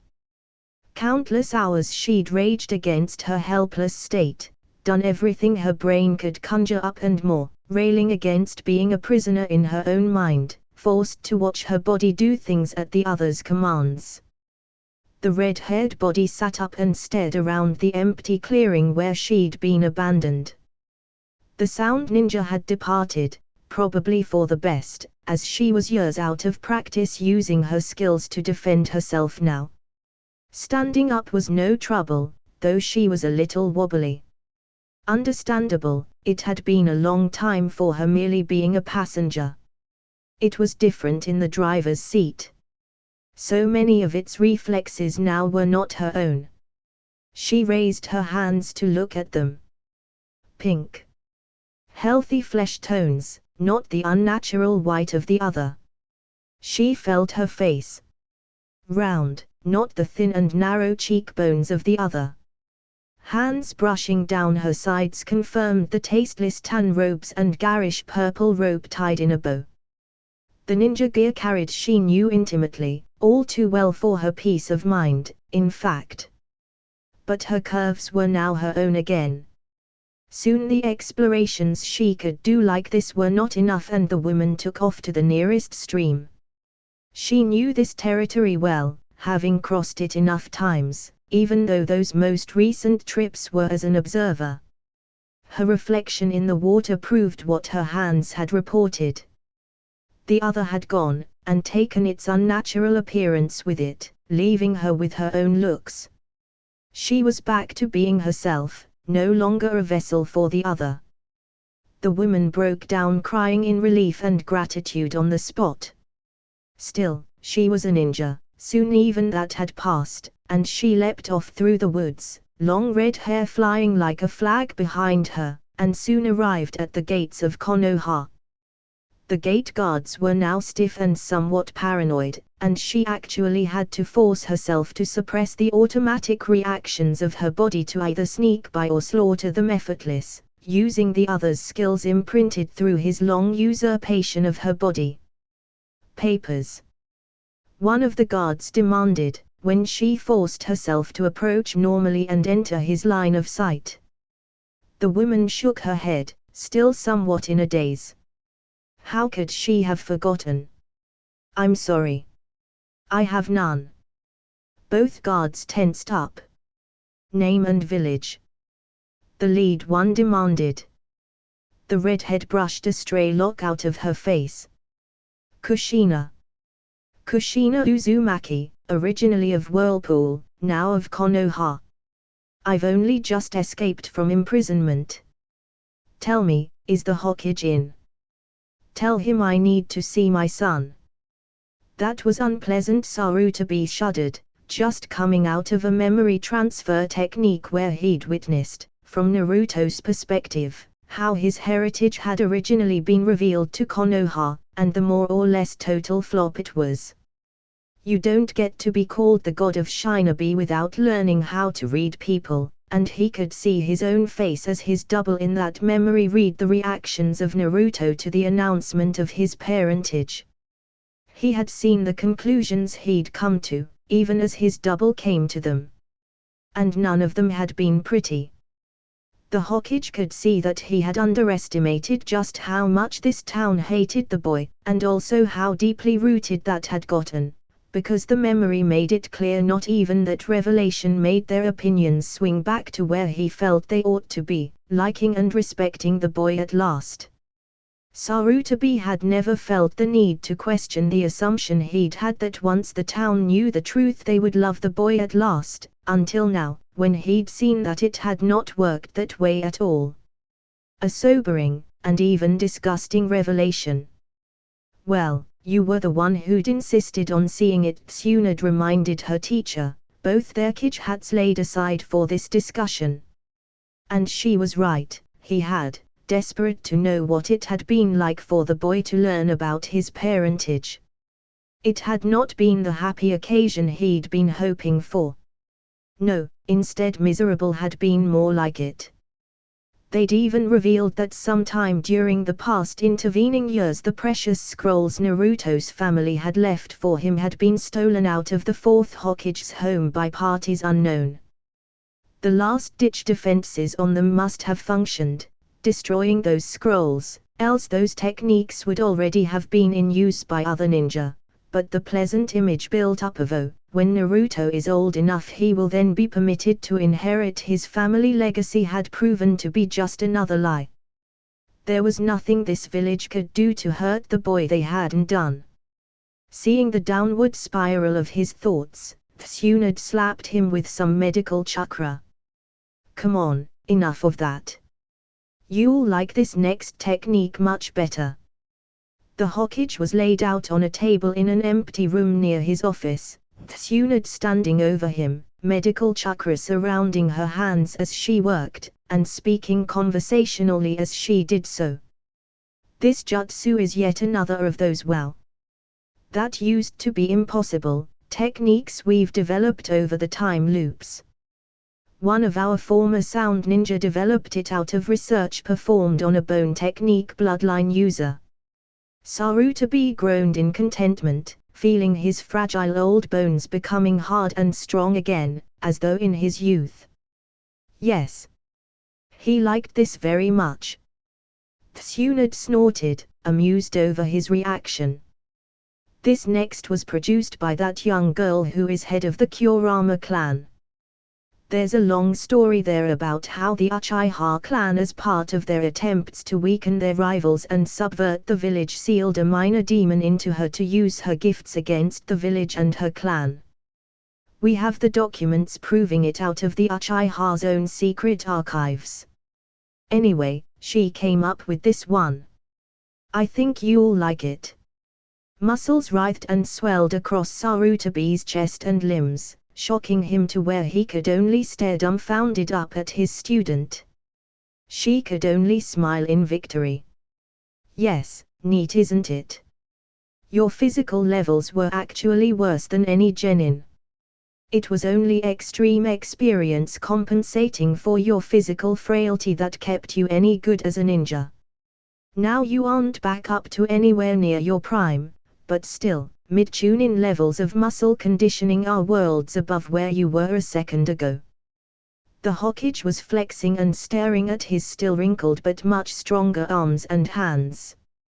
Have you done this to me often? He was unprepared for Tsunade's snort. No. The muscle development jutsu is brand new, and most of the time when we heal your bones the first thing you do is insist people like your old teammates and Danza get the same. The Hokage's face darkened. Yes. I can see how that might discourage you. Even the most cursory inspection of the records proved those had been the chief ones manipulating him.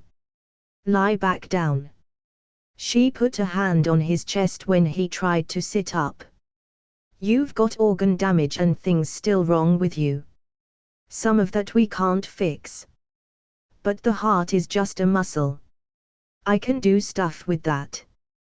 The lungs, however. Well, I can pull out some of the accumulated poison you've been smoking into them over the years, but nothing to reduce the scarring.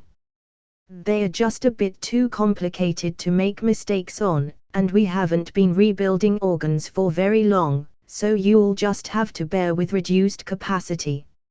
Others, like the liver spots on your skin, are caused by your liver having been overloaded with toxins to where it became damaged, and actually Naruto recently just tried applying a standard medical jutsu for treating poisoned wounds to the liver directly.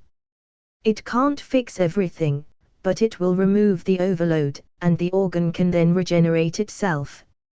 You'll just have to give up drinking. Are you certain? Surely I can. The Hokage opened his mouth to protest, only to find his medic possessed of great strength and a fiery temper. Oh, no you don't. She insisted. No weaseling out of this one. If I can do it, you can do it. Besides, your liver and kidneys can no longer take the strain, if you want them to heal. And you can't expect your muscles to work well when half the nutrients they need to carry the load you put on them can't get to them because your bloodstream is busy shuffling about the drugs you insist on taking. The liver and kidneys can only remove that stuff so fast, and the more damaged they are the slower that rate is, and right now they are very damaged.